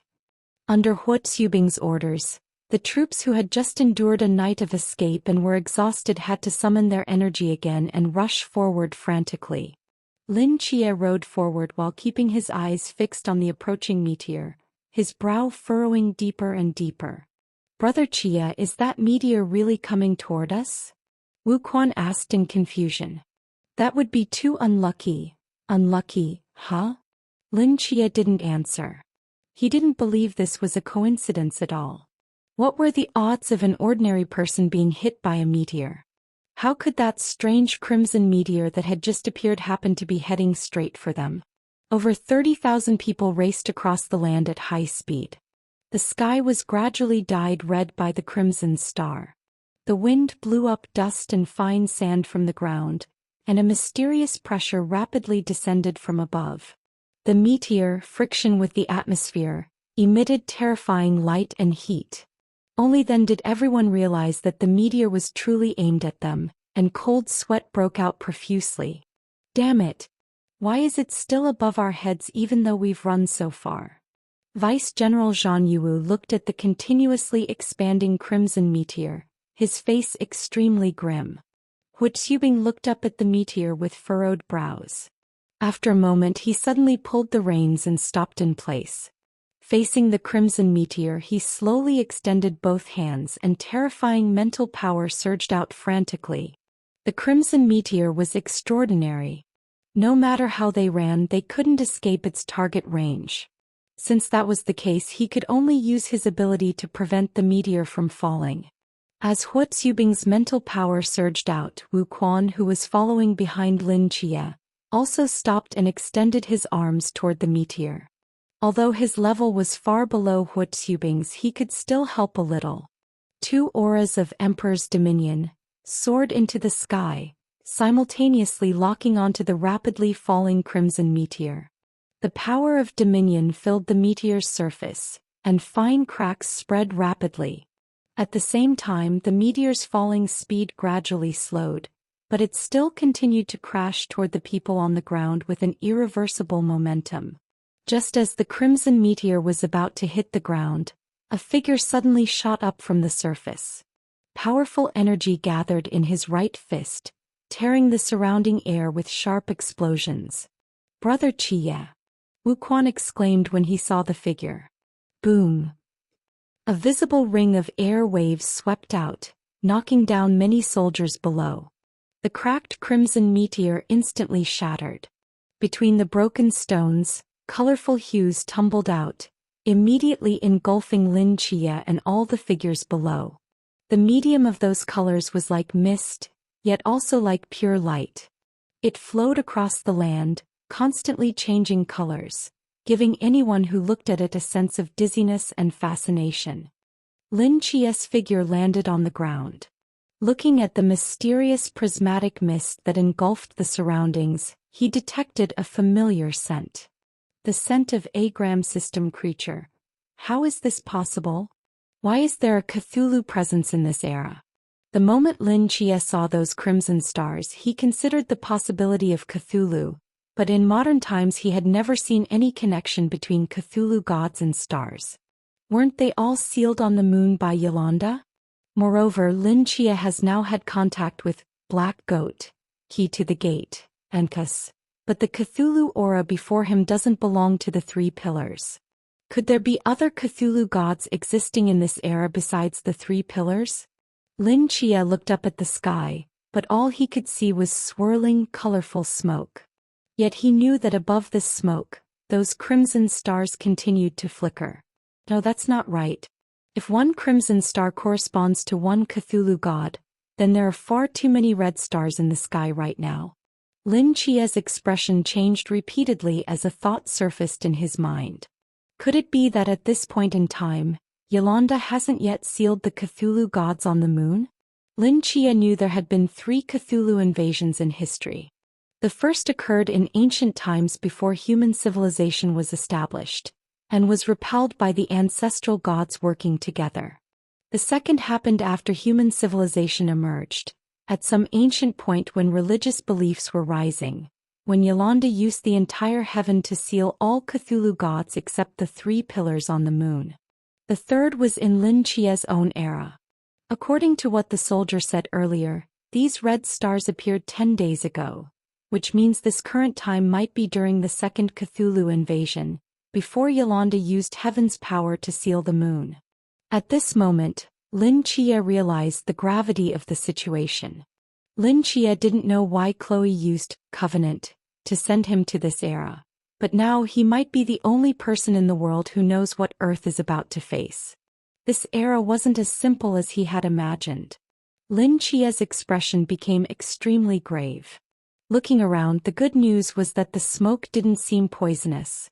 The bad news was that everything in sight was filled with shifting, colorful smoke, making it impossible to determine his position or see anyone else. He should remember that his original position had 30,000 soldiers nearby. Even with dense smoke, walking a few steps should have brought him into contact with someone else. But after circling the area, Lin Chia hadn't encountered anyone. Was this the body of some Cthulhu creature? Or some Cthulhu god's technique? Lin Chia recalled the crimson star that had just split off the meteor. Its main body hadn't fallen from the sky, so the meteor must be one of its organs? Or perhaps a follower or servant. While Lin Chia was pondering seriously, the smoke around him suddenly churned and a figure emerged. Brother Chia? Wuquan, seeing Lin Chia, was startled, then looked back in confusion. Wuquan. Lin Chia's eyes brightened upon seeing him. Both he and Wuquan had been at the rear of the army, closest to each other. Since he could encounter Wuquan here, it meant the smoke hadn't transported him to some alternate space. They were still near where the army had been in the mountain ravine. Upon seeing Lin Chia, Wuquan suddenly stepped back, his face full of vigilance. What's wrong? Who are you? Wuquan asked sternly. Lin Chia stopped, seeming to realize something, his eyes narrowing slightly. I just met up with you and we were going to look for others. To avoid getting separated in the smoke, we even tied our wrists together with rope. Wuquan raised his hand, showing a hemp rope tightly wrapped around his wrist, extending into the smoke somewhere. If I'm connected to Brother Chia, then who are you? Wu Quan's voice grew increasingly cold. As he finished speaking, Wu Quan's muscles tensed as if he might attack at any moment. Indeed, anything related to Cthulhu is never simple. Lin Chia thought, his gaze falling on the phantasmagoric smoke. I am Lin Chia, Lin Chia calmly replied. We first met at Hans Han Orphanage. I personally brought you to the abstinence hall. We triggered the covenant, while returning from London to Great Xia, bringing us here. Hearing this, surprise flashed in Wu Quan's eyes. He looked down at the rope on his wrist, then back at the colorful smoke where the rope extended. This information was a secret between him and Lin Chia. No one else in this era could possibly know it.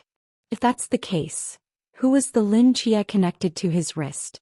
Pull him over. Lin Chia paused, a gleam flashing in his eyes. No, don't pull. Let's follow the rope to find him. If someone was impersonating him, forcefully pulling might alert them. The best approach would be to sneak over and capture them when they weren't expecting it. All right. Wu Quan nodded and followed beside Lin Chia, tracing the rope extending through the smoke, advancing step by step in that direction. The two walked for several minutes. The rope coiled in Wu Quan's hand grew longer and longer, and Lin Chia's confusion deepened. How large was this area of phantasmagoric smoke? At their pace they must have walked 1 or 2 kilometers already. Is the rope connecting your wrists really this long? Lin Chia frowned and asked. No. Wu Quan shook his head. We tied 4 ropes together, totaling less than 200 meters. How have we walked so long without reaching the end? Lin Chia's gaze sharpened.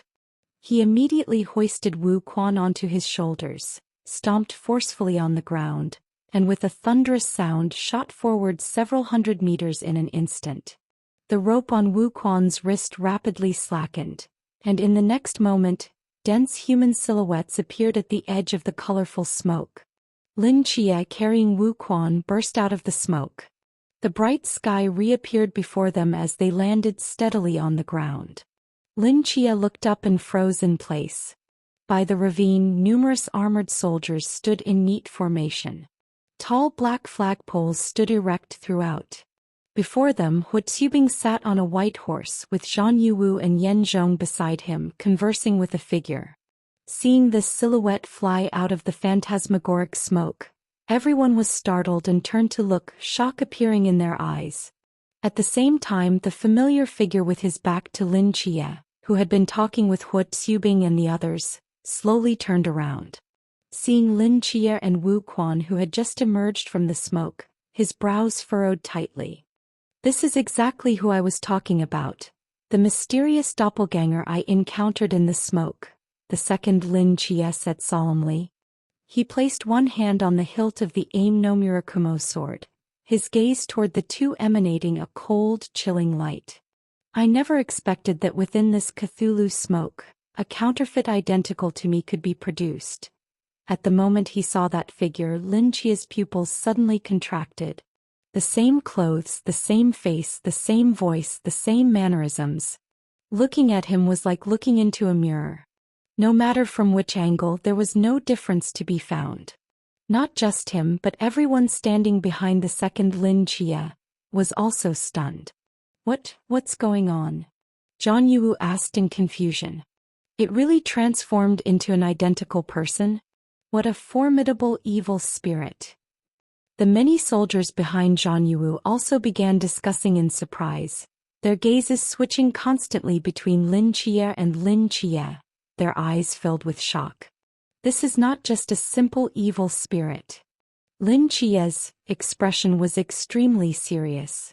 This is part of those red stars. If I'm not mistaken, it's the messenger of a coup system god. Neither its strength nor its eeriness can be compared to ordinary evil spirits.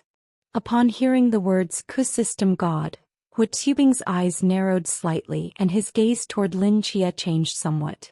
He actually knows about the coup system gods. Hearing these words, Lin Chia was mentally shaken. This counterfeit had directly stolen his lines, and regarding the coup system gods, Only he, Hu Xubing, and Wu Quan knew about it. With the first sentence this fake uttered, he had already gained part of Hu Xubing's trust. Even Wu Quan, standing beside Lin Chia, had confusion appearing in his eyes again, his gaze shifting constantly between Lin Chia and Lin Chia. That powerful? Zhang Yuwu drew his curved blade, his spiritual power surging wildly. As he walked toward Lin Chia, he spoke coldly, "Marquis, I want to see just how capable this so-called messenger is." "Wait." Yan Zhong immediately pulled him back, his eyes flashing with sharp light. "Since these two Lin Kais look exactly the same, how do you know that the one standing beside you isn't the fake?" Zhang Yuwu froze in place. "But he just called out our names, didn't he?" "Zhang Yuwu, you are the Marquis's deputy, and that hypocrite who just spoke is Yan Zhong, the Marquis's strategist. You two have followed the Marquis for years and are the highest-level special agents in this army apart from the Marquis himself." Lin Chia directly repeated what Zhang Yuwu had said earlier word for word. Zhang Yuwu stood frozen. After a moment he thought carefully and chose to stand on Lin Chia's side. "Why did you go over there?" Yan Zhong asked in confusion. "I believe he is the real one," Zhang Yuwu said seriously. "He called you a hypocrite." Yan Zhong. "I once presented 7 evil spirit heads and the female prisoner Gong Yongwan as generous gifts to request an audience with the Marquis," Lin Chia countered. At this point even Yan Zhong and the others couldn't tell them apart. Their gazes swept back and forth between the two, their expressions extremely strange.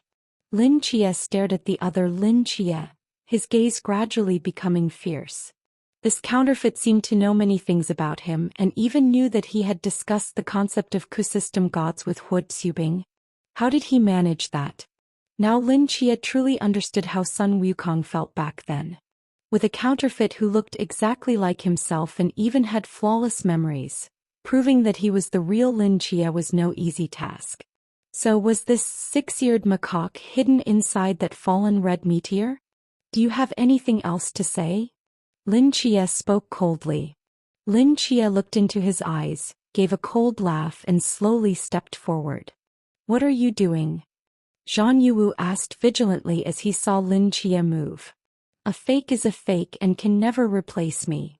Lin Chia clenched his fingers, making crackling sounds as gusts of force expanded from around him.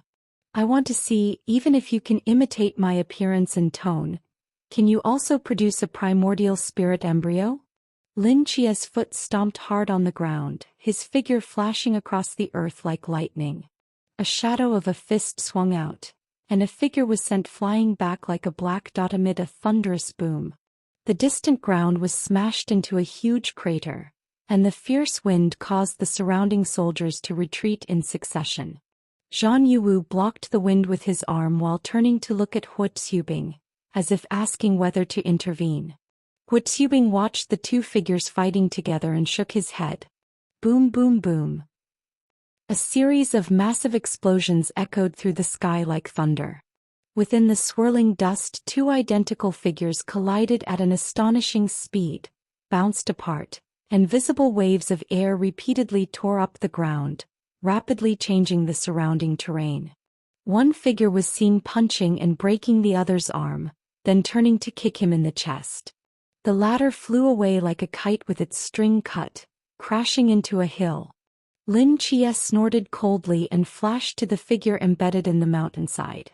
A palm suddenly chopped toward Lin Chia's neck from the mountain, but Lin Chia easily blocked it and smashed his other fist into the opponent's chest. Thud. In the deafening sound of collapse, Lin Chia stepped on a figure, directly buried in the tumbling rocks. Lin Chia violently spat out a mouthful of blood, his eyes flashing with unwillingness. His remaining arm drew the broken sword at his waist, but it was directly cut in half by the Amano Murakumo sword that Lin Chia instantly drew. The smooth blade spun dozens of times in the air before embedding itself in a mountainside. Lin Chia glanced at the blade he had cut off and said calmly, "It seems your abilities aren't that great after all. Not only is your physical body far inferior to mine, Even your Amano sword is fake. Fake? You're the fake. Lin Chia struggled frantically in the deep pit, glaring at Lin Chia and shouting, "You counterfeit created by Cthulhu. You can never replace."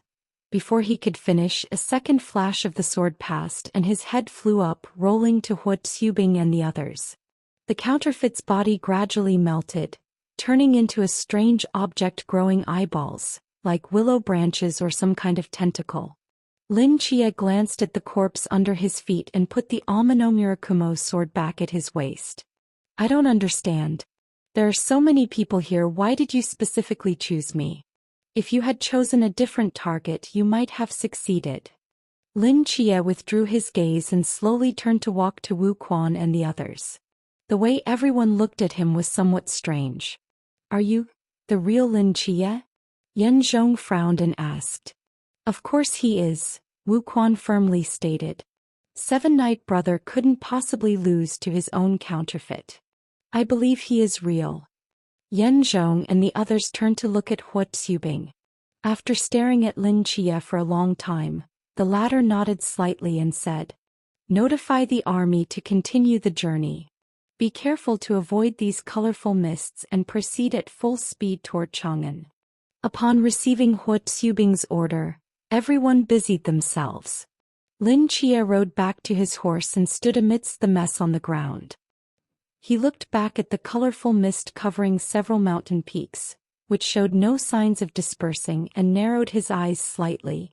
"Seven-Night Brother, it's time to go," Wu Quan reminded from ahead on his horse. "I'm coming." Lin Chia withdrew his gaze and followed the army, continuing toward Chang'an. "Brother Seven Knights, why are you so distracted?" Under the azure sky, the army rushed quickly toward Chang'an. Wu Quan rode beside Lin Chia and asked curiously, "I just feel something is strange." "Strange. Anything involving the Ku system is never simple. I blasted that red meteorite and released the prismatic mist inside.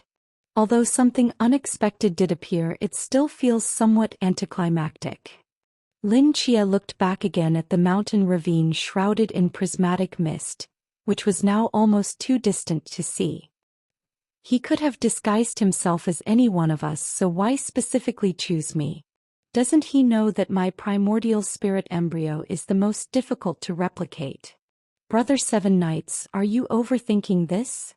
Wu Quan said reassuringly.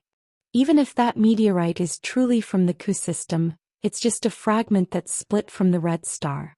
Perhaps its power isn't as strong as you imagine? Or maybe it didn't anticipate the existence of the primordial spirit embryo." Lin Chia frowned. He glanced at Wu Quan beside him and suddenly asked, "Wu Quan, did you keep safe the forbidden object that Shen Qingzhu gave you?" Hearing this, Wu Quan was startled and asked in confusion, "When did Brother Qingzhu give me a forbidden object?" Upon hearing this response, Lin Chia's expression relaxed somewhat. He shook his head. "Nothing." Of course Shen Qingzhu had never given Wu Quan any forbidden object. Lin Chia had suddenly asked this question to verify that Wu Quan hadn't been secretly replaced. That prismatic mist was too bizarre, so it was better to be cautious. "Lin Chia." A voice called from a distance. Lin Chia turned to look and saw Zhang Yuwu riding toward him on horseback. The evil spirits weren't as rampant during the day as at night. After last night's battle, everyone was somewhat exhausted under the warm sunlight, but Zhang Yuwu's eyes were gleaming, looking at Lin Chia with intense enthusiasm. "Deputy Commander Zhang. Don't be so formal, just call me Yuwu."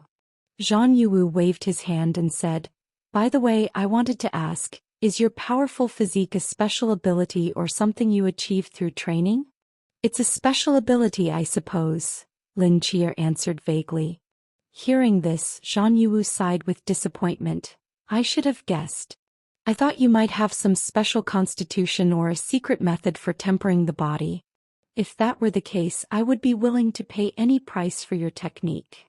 Isn't Deputy Commander Zhang's life-extinguishing moon flash already very powerful?"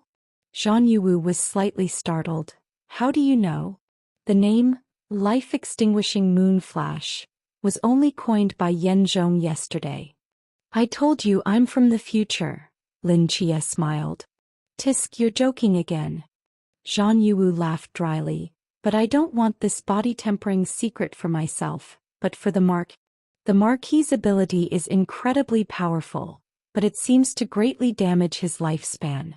If there were a suitable body-tempering method, it could probably compensate for some of his lost years. Although the Marquis already has his own tempering method, compared to your physique it's far inferior. Lin Chia raised an eyebrow then shook his head helplessly. This was the first time he'd heard that body tempering could compensate for some of the lifespan lost to Emperor's dominion. Unfortunately, his powerful physique was entirely due to the primordial spirit embryo, and he had no so-called secret technique. Speaking of which, we also encountered extraordinary individuals with powerful physiques in the northwestern frontier, but their strength compared to yours was pitifully weak. With one punch they could at most destroy a single house. Zhang Yuwu followed beside Lin Chia, chattering on about their experiences along the journey. Lin Chia hadn't expected that Zhang Yuwu, who initially appeared calm and formidable, would have such a talkative side. He didn't mind though, as riding with the army was boring anyway, and it was good to learn more about this era. The army advanced at full speed toward Chang'an. During daylight there weren't many evil spirit attacks. Only 2 encounters, both easily defeated. According to Zhang Yuwu, encountering evil spirits in broad daylight was already quite rare. Time passed gradually and the bright daylight dimmed once again. Lin Chia's heart grew increasingly vigilant. Only one night's journey remained before reaching Chang'an. Based on the previous 2 nights, the evil spirits became more rampant as they progressed, and he could imagine that tonight the army would face another brutal battle. As night fell, Zhang Yuwu returned to his original post. Lin Chia and Wu Quan stayed at the rear of the army, constantly watching for threats from behind. On the pitch-black land, shadowy figures flitted past. Lin Chia could sense their gazes constantly lingering on the army's weak points. But strangely, despite the numerous evil spirits surrounding them, none attacked. Lin Chia thought they might be waiting for the right moment, but in the blink of an eye, half the night had passed, and the army still hadn't suffered any attacks. Why have they suddenly become so docile today? Lin Chia asked, puzzled. Maybe we scared them off with our killing last night? Didn't the evil spirits stop attacking in the latter half of last night too? Wu Quan suggested after some thought. Lin Chia frowned deeply, but after consideration, this seemed to be the only possibility. Lin Chia frowned deeply, but after consideration, this seemed to be the only possibility. Contrary to everyone's expectations, the final night before reaching Chang'an was exceptionally smooth. The army didn't suffer any attacks, and by the time a sliver of dawn appeared on the horizon, a towering, magnificent city wall came into view. Chang'an, we've arrived, Zhang Yuwu murmured. Lin Chia and Wu Quan gazed at the distant wall, where many figures were already waiting to enter the city at dawn. The sun has barely risen.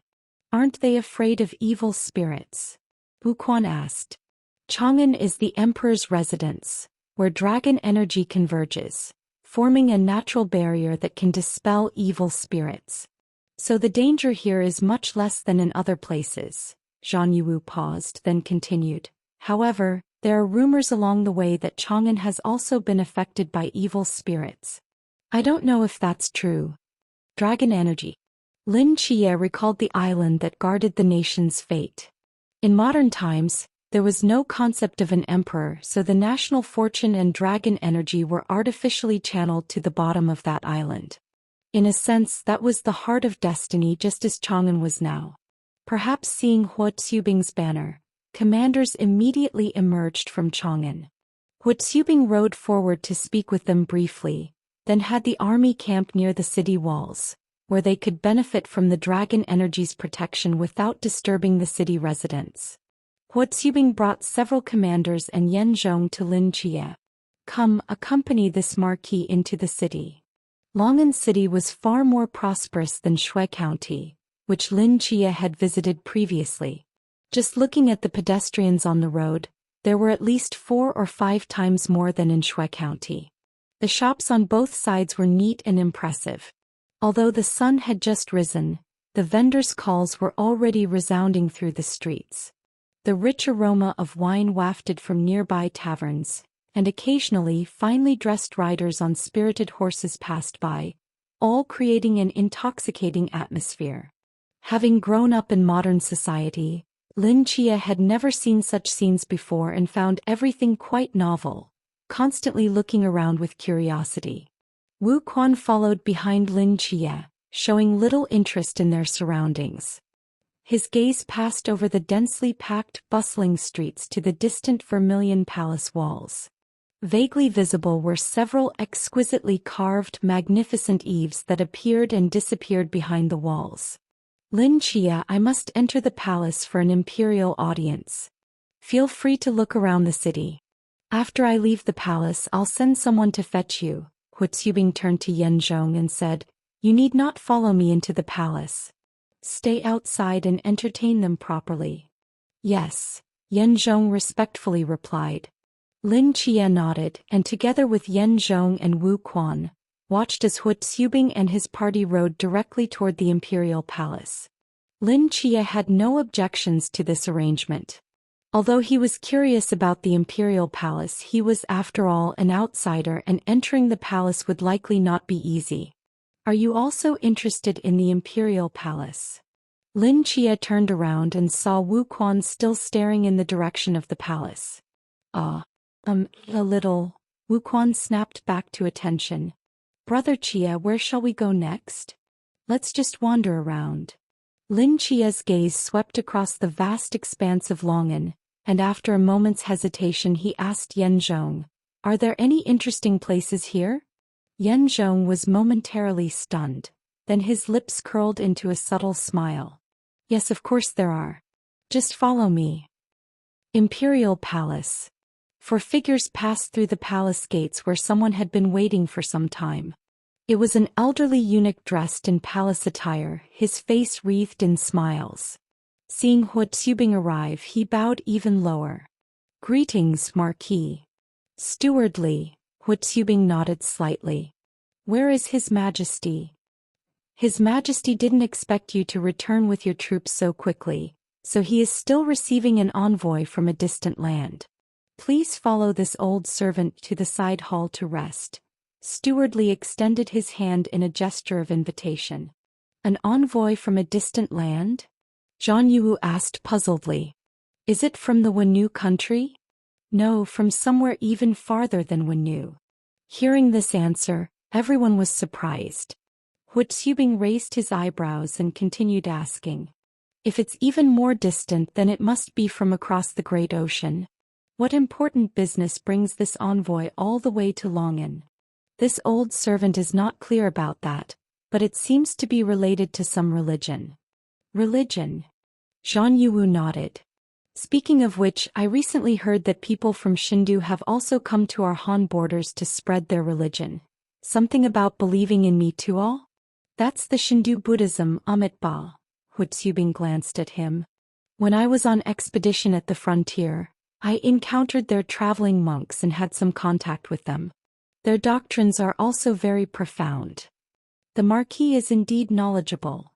Stewardly smiled and flattered him. As the group followed Stewardly to the side hall and was about to enter, they saw several foreign figures walking out from the main hall. Hu Xubing stopped and looked carefully. He saw several men wearing white religious garments following behind a red-haired young woman, walking directly toward the palace gates. Watching the young woman's departing figure, Hu Xubing narrowed his eyes, deep in thought. It seems the Marquis doesn't need to wait, Stewardly smiled. This way please, Marquis. Holy Maiden, the Emperor of the Great Han is truly impenetrable. A missionary walked quickly along the stone path, speaking indignantly. This Han Emperor didn't even let us finish describing the greatness of our Holy Lord before driving us out. How disrespectful. With such a large population in the Great Han, if we could establish a religion worshipping the Holy Lord here, It would certainly attract a vast amount of faith power for the Holy Lord. What a pity. The missionaries' faces were ashen as they spoke one after another, apparently very dissatisfied with Emperor Wu's attitude earlier. Enough, the red-haired young woman shook her head. Forcing others to worship the Holy Lord is not his intention. We are the Holy Lord's missionaries, and our purpose is to establish a religion that worships him in the mortal world. Since the great Han is unwilling to let its people worship the Holy Lord, we shall find another place. As long as we travel to enough places, we will eventually find the first batch of believers for the Holy Lord and establish a divine nation belonging to him. But Holy Maiden, we have been traveling across this continent for 10 years from the northernmost part to here. We have all grown old, yet we still haven't found a place to establish our religion. At this rate, when will we be able to formally establish it? Before we set out, the Holy Lord told me that establishing a religion cannot be rushed. The red-haired young woman's gaze swept across those behind her, her expression somewhat complex. You are the first batch of missionaries to follow me. After you there may be a second batch, a third batch. Someday, our holy religion will become the largest in the mortal world. Your names will also be compiled into the Holy Scriptures and remembered by future generations. Expressions of devotion appeared on the missionaries' faces. We are willing to dedicate everything to the Holy Lord and the Holy Maiden. The red-haired young woman turned around and led the missionaries out of the imperial palace, guided by a eunuch. Holy Maiden, what shall we do next? Go directly to the next country? The red-haired young woman didn't answer. She raised her head to look at the faintly visible red stars in the sky, her gaze gradually becoming solemn. No. Those stars, whatever they are, have somehow triggered a mysterious disturbance. It's too dangerous to leave now. Longan is protected by the dragon aura of the Great Han, so nothing serious should happen. We'll rest here for a few days and leave after those red stars disappear. Yes. Has accommodation been arranged? Yes, it's right across from Shiwu House, considered the most prosperous area in all of Longan. Shiwu House, the red-haired young woman asked puzzledly. What kind of place is that? Well. The missionaries exchanged glances, and finally someone steeled himself and whispered something in the red-haired young woman's ear. The young woman's cheeks instantly flushed red. She glared fiercely at everyone, causing the others to immediately lower their heads and take 2 steps back, looking as if they had done something wrong. Holy Maiden, the accommodation was arranged by the Han officials. We didn't know. Yes, you can't blame us. Who's blaming you? The red-haired young woman crossed her arms over her chest and turned her head away. After a long while, her lips twitched slightly and she couldn't help but quietly ask. That place, can I go in and take a look? Half an hour later. A figure wearing a bamboo hat slowly stopped at a corner of the bustling street. Chirping female voices like orioles emanated from the building in front, occasionally accompanied by the pleasant sounds of strings and bamboo instruments. Are you sure this is acceptable? The red-haired girl asked cautiously from beneath her bamboo hat. It's fine, Holy Maiden, a missionary replied seriously.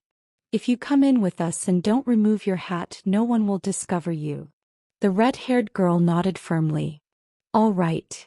With the missionaries' negotiation, they successfully entered the sleeve dance house. The foreign appearance of these missionaries drew the attention of guests and dancers, who were also quite curious about the mysterious figure with the bamboo hat behind them, though no one suspected it was a woman. As the lead missionary took out a heavy ingot of silver, a small man from the establishment immediately displayed a fawning smile and led them upstairs. Honored guests, this is our finest private room.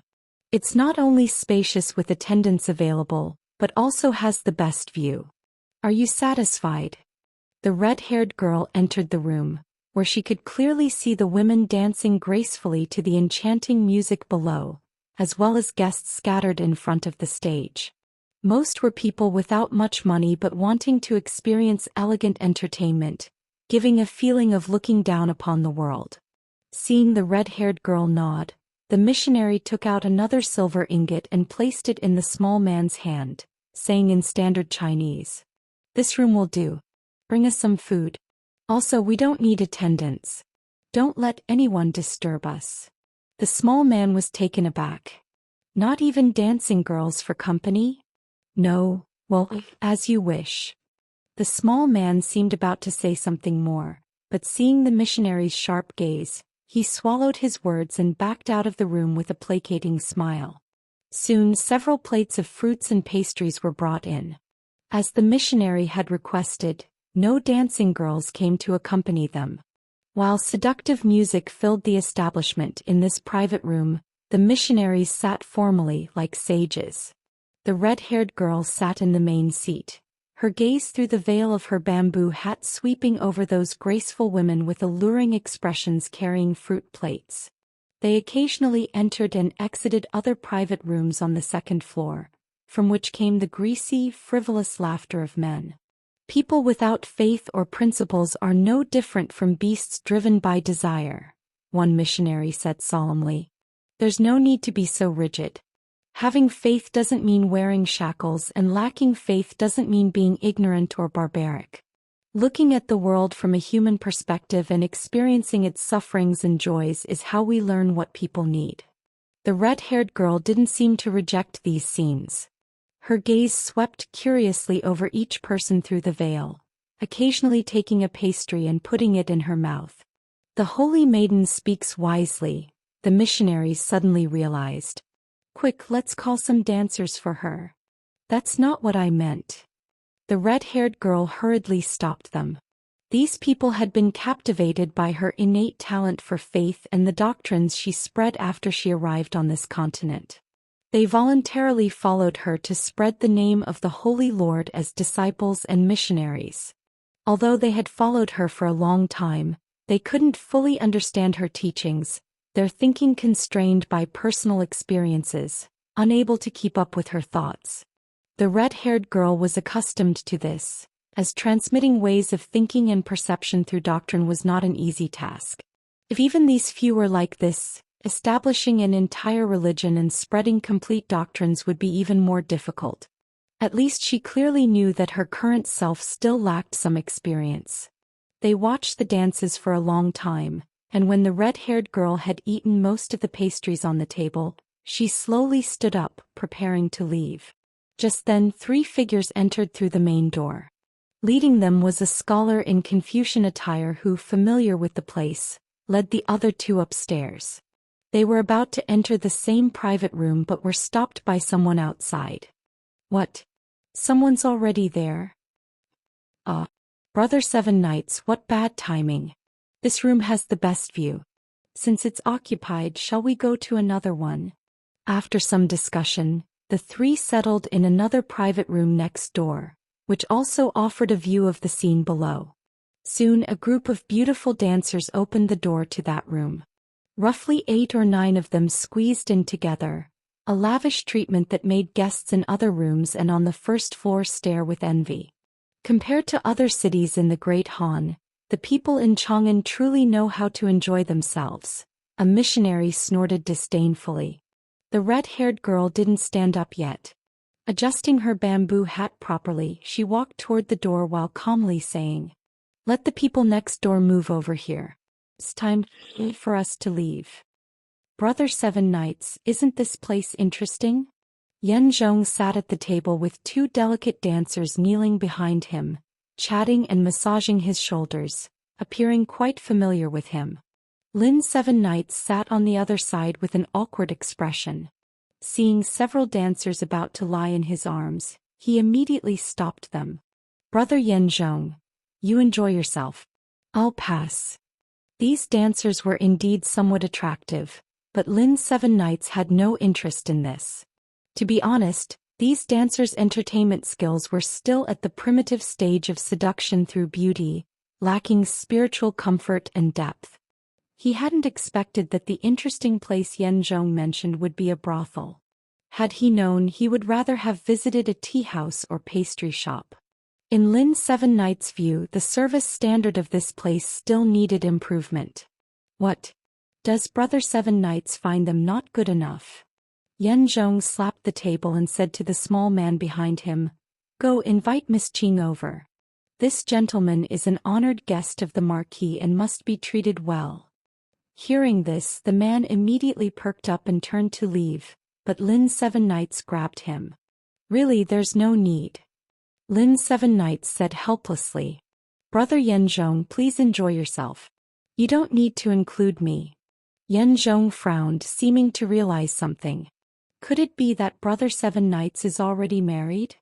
Well, Lin Seven Knights paused, unable to explain clearly, and decided to go along with it. "That's right, I am married and my fierce wife is quite formidable. If she knew I was fooling around outside, I couldn't explain myself when I returned home." Hearing this, Yen Zhong gave Lin Seven Knights a pitying look but didn't insist further. He directly sent the other dancers away. As for Wu Quan, he was too young, so naturally no dancers were arranged for him. Lin Seven Knights sighed slightly in relief. He picked up the teacup from the table and took a sip, when suddenly a strange burning sensation spread through his chest. Lin Chia frowned slightly, pulling open a corner of his collar to see the remaining 2 Holy Covenant marks on his chest emitting a faint glow. Holy Covenant is reacting? Lin Chia was startled and immediately stood up. Just then a figure knocked and entered. "Honored guests, the customers next door have left. Why don't we move there before the refreshments arrive?" "Oh, that sounds good." Yen Zhong's face lit up with delight upon hearing this. Under his direction, the dancing girls left the private room and headed next door. At the same time, the burning sensation in Lin Chia's chest gradually subsided, as if everything just now had been an illusion. "What's going on?" Lin Chia's eyes were filled with confusion. The Holy Covenant suddenly showed unusual activity. He thought the second Holy Covenant was about to activate, but before he could prepare himself, the burning sensation disappeared. Lin Chia's peripheral vision swept across the surroundings, and he saw several foreign-looking men leading a figure wearing a bamboo hat walking out of the establishment. The moment he saw that figure, his pupils contracted slightly. "It's her. Brother Chia, let's change locations then right now." Before Yen Zhong could finish speaking, Lin Chia suddenly turned and rushed downstairs. "Brother Chia? Brother Chia! You take Wu Quan ahead first. I have something to attend to." Lin Chia's voice rang out as a blurred shadow swept through the dance hall, the gust of wind lifting the hems of nearby dancing girls' clothes, causing a stir among the guests. Yen Zhong stared blankly at Lin Chia's departing figure, hesitated for a long time, then turned to ask Wu Quan, "Who exactly is Brother Chia's wife? How could she frighten him to such an extent?" "Sigh, I didn't think things through and have caused Brother Chia trouble." Wu Quan. On Chang'an Street. The amber sunset fell upon the ancient eaves, and the once bustling pedestrians gradually thinned out. Shops along the street began closing, and several missionaries walking along one side of the street started to belch. If such a grand city as Chang'an had no curfew, it would be even more lively, wouldn't it? A missionary sighed as his gaze swept across the increasingly quiet streets. After leaving Chang'an, who knows when we'll encounter such a prosperous city again. Unfortunately, this is ultimately not a place where we can stay. While the missionaries were sighing, the red-haired girl slightly raised her head, looking at a certain increasingly bright red star in the amber sky, her brows furrowing. "That star seems to be getting closer." Whoosh! A blurred shadow flew over from behind. The red-haired girl's face changed beneath her bamboo hat as she quickly turned to look behind her. "Who is it?" Several missionaries quickly surrounded the red-haired girl, their muscles tensed and eyes filled with vigilance. The shadow that had flown across the street stopped. Lin Chia stared at the figure wearing the bamboo hat and walked toward them with an unchanged expression. Such a powerful aura. Sensing the terrifying energy emanating from Lin Chia, the red-haired girl's face tensed. Who are you? What do you want? Chloe. Lin Chia pulled down a corner of his collar, revealing two faintly glowing Holy Covenant marks, and spoke slowly. We need to talk. Imperial Palace. In the hall. After listening to Hu Xubing's account, the figure on the dragon throne smiled slightly. Quelling the border unrest within 2 months, worthy indeed of my champion Marquis. Emperor Wu of Han Luche laughed. With this, those petty villains will no longer dare to collude with the Xiongnu, and our great Han can enjoy peace for several more years. Tell me, what reward do you desire? This is merely my duty, no reward is necessary. Hu Xubing paused momentarily. Moreover, with the current unrest in the world, I fear I cannot accept any honors with peace of mind. Oh. Emperor Wu's eyes narrowed. You've noticed it too? To be honest, the reason I led my troops back to Chang'an without rest, marching 1,000 miles, was because we were harassed by numerous evil spirits. Hu Xubing raised his head, his gaze extremely solemn. Your Majesty, what exactly is that demon star? Emperor Wu remained silent for a moment, his gaze falling to one side before he slowly spoke. Kai Yuan, repeat to him what you just told me. In this great hall, besides Emperor Wu and Hu Xubing, there was another figure wearing official robes who had been there before Hu Xubing entered. Yes. Kai Yuan stepped forward and respectfully said, Imperial Astronomer Kai Yuan greets the Marquis. Hu Xubing looked at him in surprise. I remember the head of the Imperial Observatory. Isn't it Fong Yi? Master Fong hanged himself at the Imperial Observatory 15 days ago. Kai Yuan spoke with bitterness. Suicide. 15 days ago, Master Fong was observing the night sky with us when we discovered an additional red star in the night sky, which raised suspicions. Master Fong used secret methods to divine the celestial phenomena, then suddenly began speaking nonsense, flailing his limbs like a madman. We exerted great effort to restrain Master Fong, and when he fell asleep, we thought he had returned to normal. But unexpectedly he woke up in the middle of the night in a frenzy and hanged himself with a rope. Hearing this, Hu Xubing's face darkened. He had been acquainted with the previous imperial astronomer Fong Yi and knew his character well. How could such a steady and mature person suddenly go mad and hang himself? He spoke nonsense. What did he say? After Master Fong went mad, his speech was unclear and I couldn't hear clearly. I only caught a few phrases. They are coming, harbingers of destruction, omen, death star. The barrier seems something. Hu Xubing looked at Emperor Wu in confusion, who nodded slightly with a solemn face. So, the uprising of those evil spirits was caused by the Death Star Master Fong mentioned? That red star is the Death Star? Hu Xubing asked. Indeed it is. Kai Yuan continued. At dawn today, a meteor split from within the red star and fell to earth. Master Qin, who had temporarily replaced Master Fong as the head astronomer, once again divined the celestial phenomena, and as a result, what happened? His fate was identical to Master Fong's. Kai Yuan's face turned pale, his eyes full of bitterness. 2 consecutive heads of our Imperial Observatory have died under that red star, which is why I have temporarily taken over the position of both gentlemen as acting head astronomer. Before Master Qin passed away, did he say anything? Kai Yuan opened his mouth, hesitated for a moment, then spoke hoarsely. Besides what Master Fong had said, Master Qin also said that when the red star splits the sky, great chaos will arise.